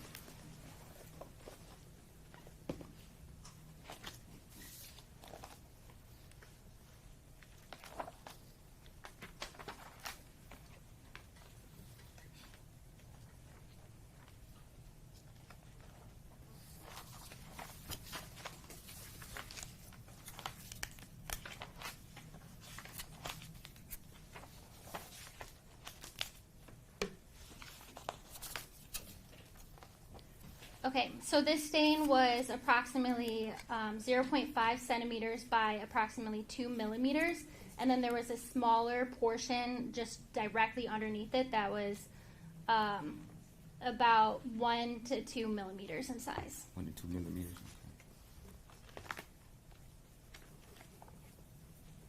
So a very small amount, a very small, maybe I'm going to categorize it as a drop, but a very small sample size. It was a very small stain, yes. Okay. And that was the only area of this backpack that you were able to indicate that there was a suspected presence of blood, correct? Correct. Okay. Now, in relation to the black Nike tennis shoes, after your analysis, which is item number 43, it was your opinion that there was not a presence of blood, correct? Correct. Okay.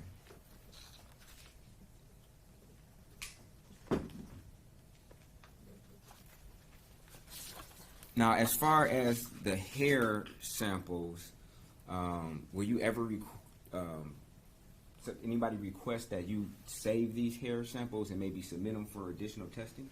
No, there was no request to preserve the hairs. We just do that with every sample that we receive when there are hairs, possible hairs observed. Okay. And when you say they're apparent hair or fibers, are you distinguishing, or you just, if they're fiber or hair, you call them hair/fiber? Correct, because I'm not examining it, so I can't determine if it's one or the other. Okay. So for these particular interpretations, which says apparent hair or fiber, you can't necessarily confirm that it's actually a hair opposed to a fiber, correct? Correct. Okay.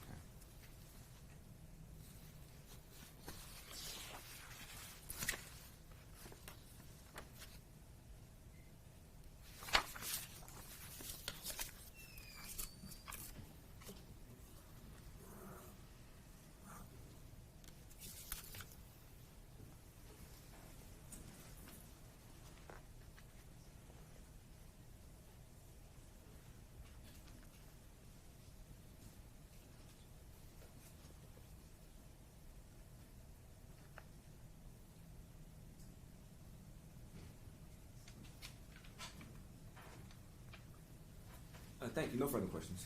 Redirect. Questions from the jury? Write them down. Counsel approach.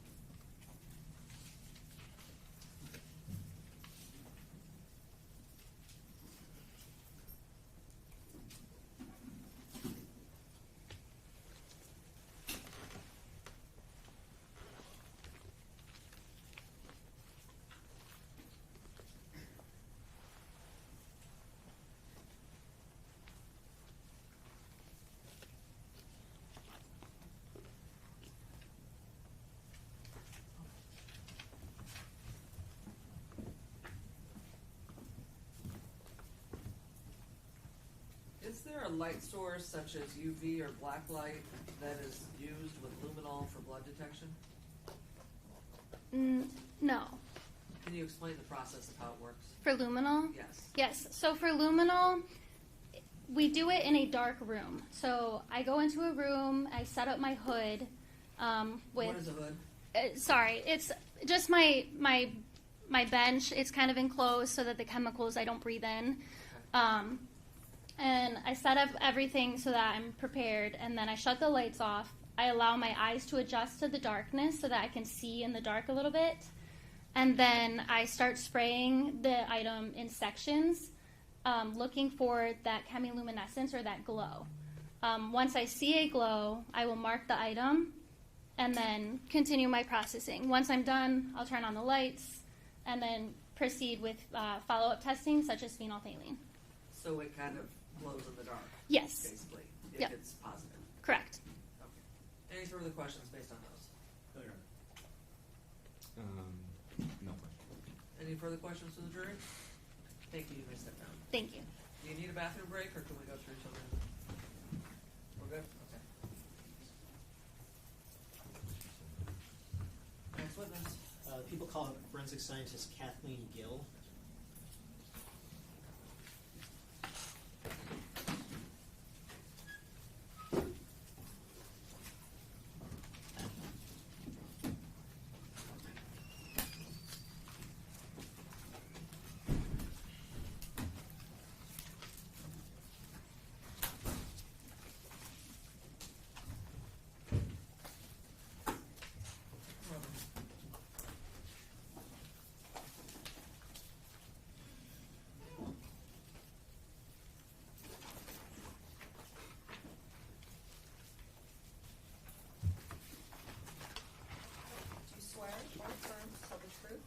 Truth, nothing but the truth.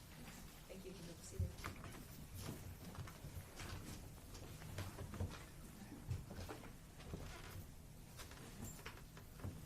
Good morning. Good morning. Please state your name and spell it for the record. My name is Kathleen Gill. Hold the mic a little closer. My name is Kathleen Gill, KathleenGill. Thank you. You may proceed. Thank you. Ma'am, could you tell the jury what you do for a living? I'm a forensic scientist with the Michigan State Police Forensic Science Division. And within the Michigan State Police Forensic Science Division, do you have a particular area of focus? Yes, I primarily work in the forensic biology unit, so it's my responsibility to receive items of evidence and screen them for any possible biological material that could offer information to an investigation. That could be through the form of different body fluids, skin cells, tissue, hairs, almost anything that can come from the human body.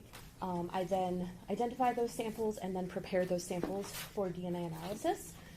I'm also cross-trained in our crime scene response unit as well.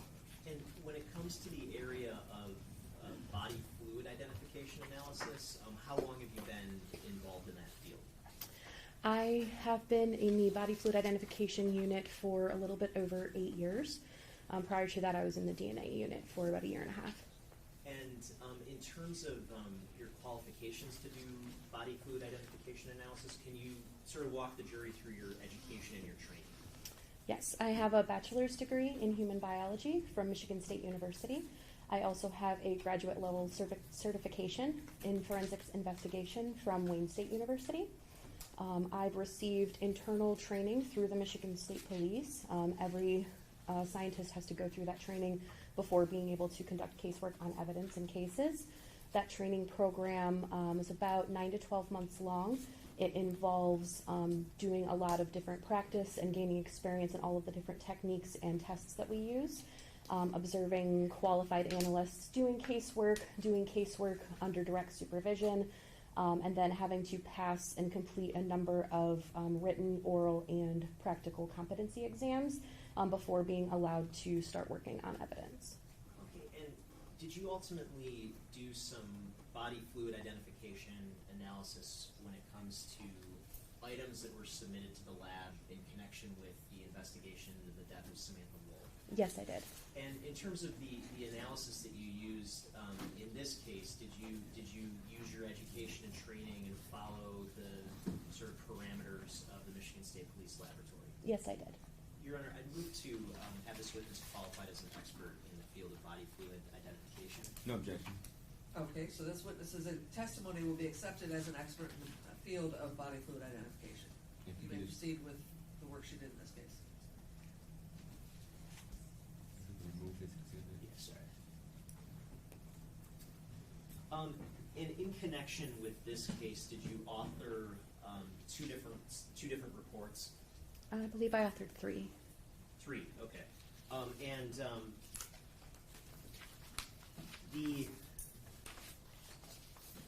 Sorry, one moment.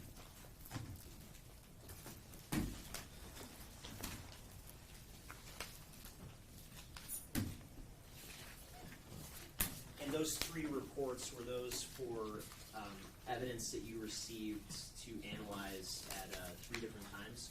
Yes. When it comes to the first report that you authored, I'm holding a document that's been marked as proposed exhibit 95. May I approach your Honor? 22. 95. Is it record 22? Record 1. Oh, okay.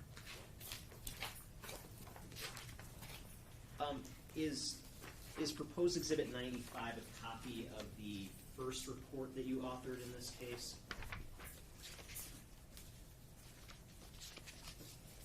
Yes, it is. And in terms of the evidence that you analyzed at that time, does that report fairly and accurately depict your analysis and your findings? Yes, it does. Your Honor, I move to admit proposed exhibit 95. No objection. That'll be admitted.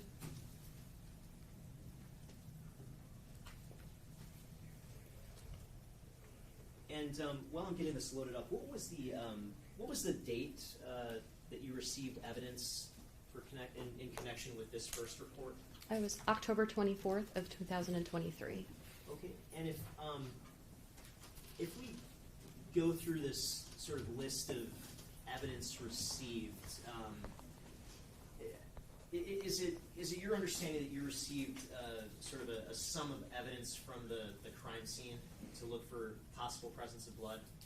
Yes, I received a number of different evidence items, 10 containers in total, that I believe were from the initial scene of the crime and also from the medical examiner's office, evidence collected from Samantha Woll's person. Okay, and when it comes to this evidence, is it fair to say that part of what you did was look for blood, part of what you did was process this for or prepare this evidence to be sent on for future DNA analysis?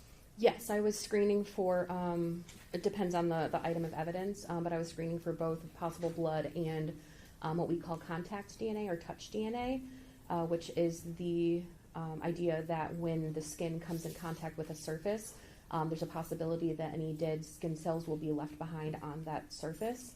So then we will swab or process the surface of that item to try and pick up any skin cells that are left behind by someone that might contact an item. Okay, and if we go to page 2 of the report, where your interpretations are listed, for this first item, what's item number 1 reflected here? Item number 1 was a key and a keychain.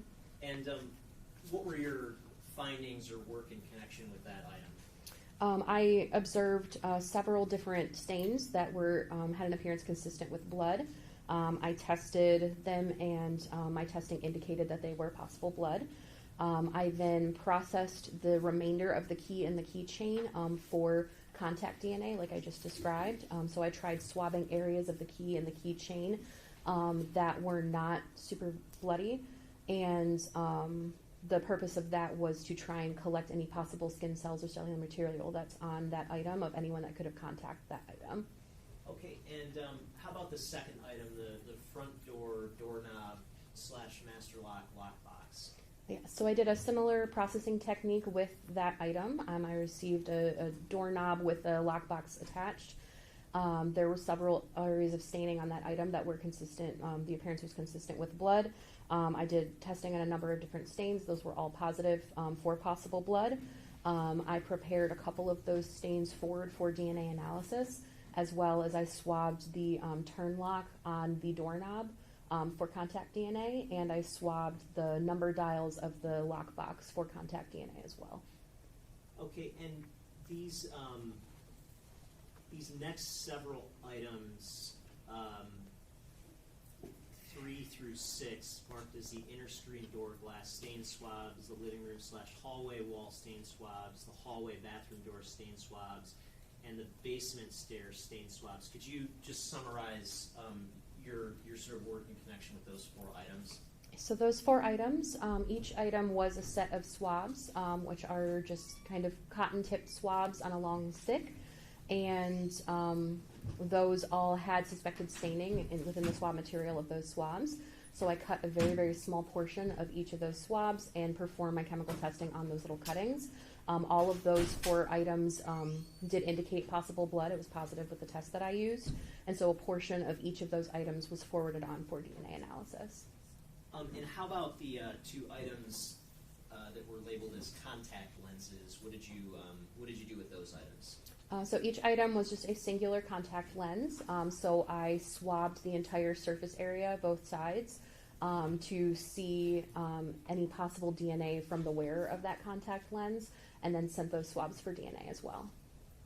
And then in terms of the item that was labeled as a jacket with wool in parentheses, what did you do with that item?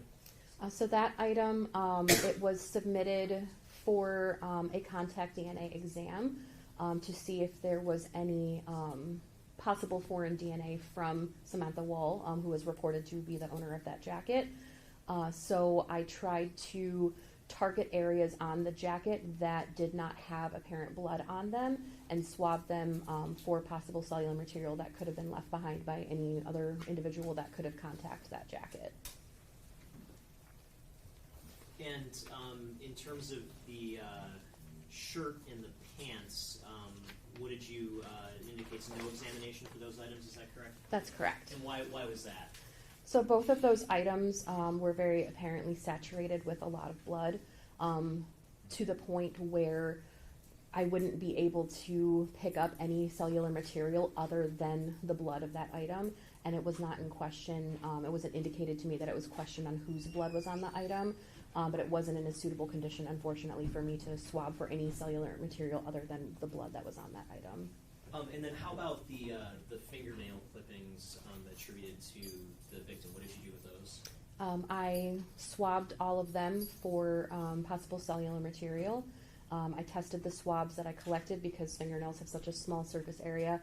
There's not really a great way to avoid any possible blood staining that might be on them. So I just collect any material that I possibly can off of those fingernail clippings. I then tested the swabs that I collected. Those both did indicate possible blood. And then I sent forward the swabs of any material from the fingernails forward for DNA analysis. And this last item listed here, the Samantha Woll known blood swabs, what was that item?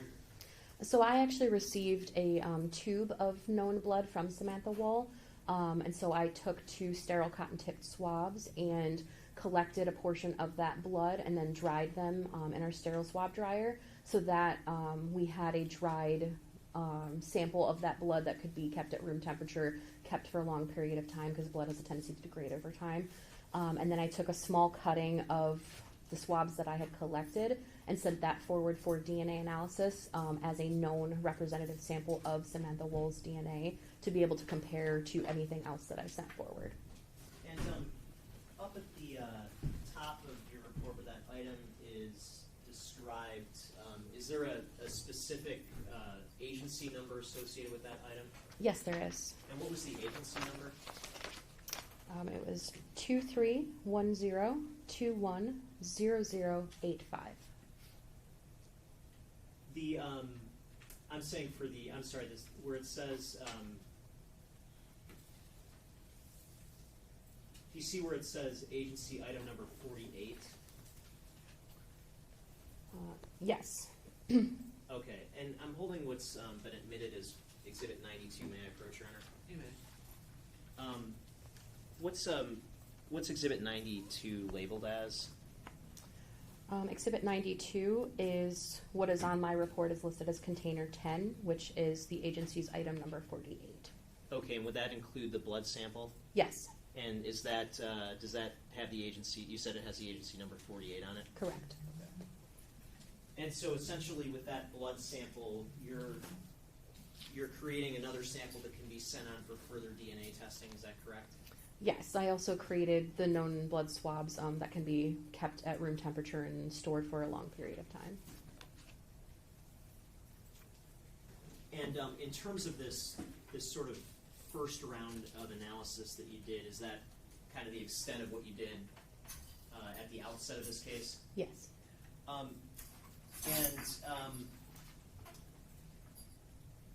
I am holding what has been marked as proposed exhibit 96. May I approach, Your Honor?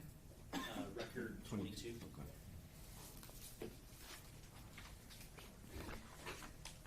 Okay. Is proposed exhibit 96 a copy of the second report that you authored for this case? Yes, it is. And does that report contain your findings with respect to body fluid identification for some other items of evidence that you were asked to process? Yes, it does. And does that report fairly and accurately depict your findings in your analysis when it comes to your work with respect to those other items? Yes, it does. Your Honor, I move to admit proposed exhibit 96. No objection. People's 96 is admitted.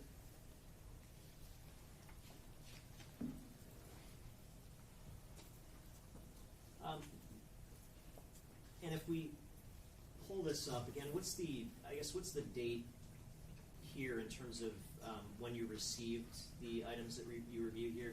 The date on the report is February 9th of 2024.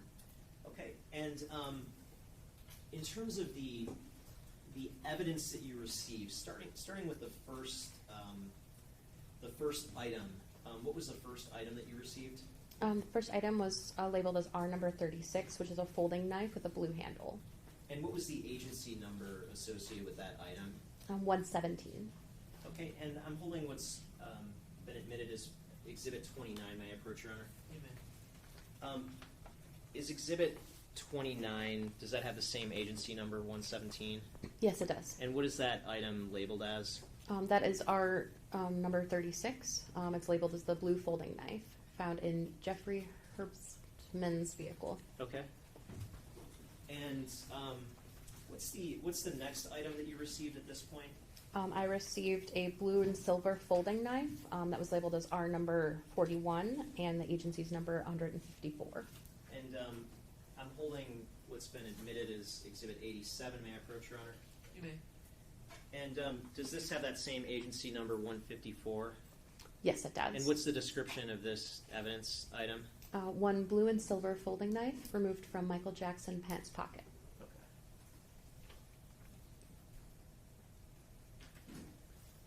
Okay. And the next item that you received, was that the North Face jacket? Yes, it was. And the next item after that, what was that item? A Stanley folding knife. And what was the agency number for that folding knife? Was 173. And I'm holding what's been admitted as Exhibit 118. May I approach, Your Honor? You may. Does this exhibit have that same agency number, 173, on it? Yes, it does. And what's the description on that item of evidence? One Stanley folding knife from pocket of Moose Knuckles' coat. Okay.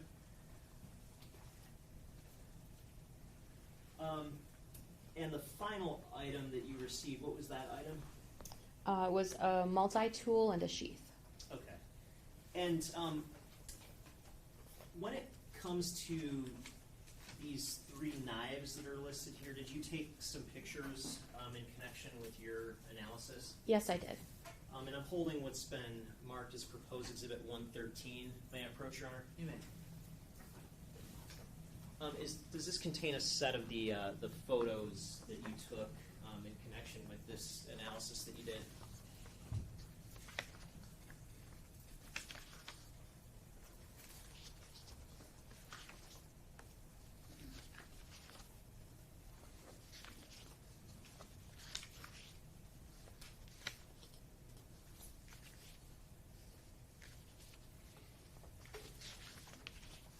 Yes, these are all the photos that I took. And do those fairly and accurately depict what you personally observed with respect to those items when you analyzed them? Yes. Your Honor, I move to admit proposed Exhibit 113. No objection. People's 113 is admitted. And I want to start with the this first item on page 1. And would this be the item that was labeled as coming from the vehicle of Jeffrey Herbston? Yes, it was. And what did you do with this item, or what were you asked to do with this item when it came into your possession? So this item had already been previously analyzed by a different analyst in my laboratory, but the investigating agency had put in a specific request to have the knives disassembled to see if there was any possible blood within the inner components of the knives. So when I received the items, it was my responsibility to disassemble these knives and process the interior parts that hadn't already been processed. Okay, and so if we go down to the next page, what does that show us? Page 2. So that shows the inner compartments and parts of item 36, which is that knife. That the first photo that you showed on page 1 was before I disassembled it, and then this photo is showing after I disassembled it. Okay, and when you when you disassembled it, were you able to find anything notable? I tested a number of different surfaces that weren't exposed when the knife was originally in its natural state, and everything that I tested was not, it was negative for blood. Okay, and moving to page 3, would this be the one labeled as the blue and silver folding knife removed from Michael Jackson's pants pockets? Yes. And again, the process you just described with respect to the other knife, did you do the same thing for this knife? Yes, I did. And so if we go to the next page, page 4, what are we looking at here? So this is what the knife looked like and all the inner components after I disassembled it. And did you find anything notable when you disassembled this knife? Everything I tested was negative for blood. Okay. And if we go to page 5, would this be the Stanley folding knife? Yes. And again, page 6, what are we looking at here? That is that same knife disassembled. And when you disassembled that knife, were you able to find anything notable? Everything I processed was negative for blood. Okay. And page 7, what are we looking at here? So that is the multi-tool in the sheath that I received. Did you disassemble that knife? I was unable to. And what I guess stood in the way of you being able to disassemble that knife? Our laboratory did not have the tools available. It needed a very unique screw head that we did not have. Did you do any sort of analysis on that knife? Or not? I should correct myself. On that tool to find to analyze whether there was the possible presence of blood. No, that was already covered by the previous analyst. Okay. And so if we go back to your report that is labeled as Exhibit 96, this first entry and interpretations with respect to the folding knife with a blue handle, can you just summarize what that says here? Yes, so it states that the item was previously examined, and it refers to the record number in which the previous examiner did the initial testing on the knife. And then their conclusion state for me is that the additional areas on this item did not indicate the presence of blood. Okay, and then how about the next record when it comes to the blue and silver folding knife? Yes, it's the same type of conclusion. It refers back to the original record where the previous analyst had done the majority of the work, and then all of the additional testing that I did was negative for blood. And then how about the black North Face jacket? What did you do when you received the black North Face jacket? With the black North Face jacket, there was a specific request that came from the investigating agency to check the interior of the pockets. So that is the only testing that I did. So I took swabs of both front pockets of the jacket and tested those swabs, and that was negative for blood. Okay, and were you able to apply luminol to the inside of the pockets? I did not. And was there any reason that you didn't apply luminol to the inside of the pockets? Wasn't necessary for the inside of the pockets. The surface area of the inside of a pocket is so small that I was able to encompass the entire area of the pocket just by swabbing it and then testing my swabs. I knew that the previous analyst had already applied luminol to the item, and I didn't want to apply additional chemicals to something where there were already chemicals applied to it if I didn't have to. So I chose to use a processing method that did not involve luminol.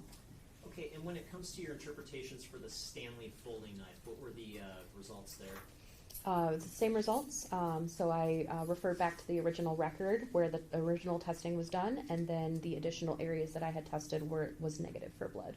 And then how about the Leatherman multi-tool? What's indicated there? That just indicates that I was not able to do any further processing on this item. So I opened it, I documented it, but I wasn't able to disassemble it. Okay, and then at some point were you also asked to analyze like a blue plastic glove? Yes, I was. I'm holding what's been marked as proposed exhibit 97, and that's record 23. May I approach, Your Honor? You may. Does this report reflect your analysis when it comes to that blue plastic glove? Yes, it does. Does that fairly and accurately reflect your analysis? Yes, it does. I move to admit proposed exhibit 97, Your Honor. No objection. 97 will be admitted. And just looking at this really quickly, what was the date that you received this item? It was March 25th of 2024. And just for clarity, I guess, of the record, what was the agency number that you had this particular item under? It was 153. And would you recognize the sort of like evidence envelope if you saw it again? Yes. I'm not going to admit it, but I just want to figure out if it's outside. May I approach, Your Honor? Yes, you may. And this envelope that I'm holding, does that contain agency item 153 on it? Yes, it does. And is there an indication of like an intersection there? Yes, there's handwriting on the physical envelope that says I-75/Macomb. Okay. And so you analyzed this glove for the possible presence of blood, is that correct? That's correct. And what did you do to analyze the glove? I looked at it with a bright light under magnification, and any areas of staining on the glove, both inside and outside, that appeared consistent with possible blood, I tested with a chemical test, and all of my chemical testing did not indicate blood on that item. Okay, and in terms of your final report, is that sort of the extent of this final report? Yes. Okay, thank you. No further questions. Yes, thank you. Well, good morning. Good morning. Now, I guess we'll work backwards. In regards to, I believe it's agency item 153, this glove. You stated you processed it for any presence of blood and it was negative, correct? Correct. Okay. Were you requested to, I guess, send this particular glove for DNA processing? No, it was submitted for a blood search only. Only? Okay.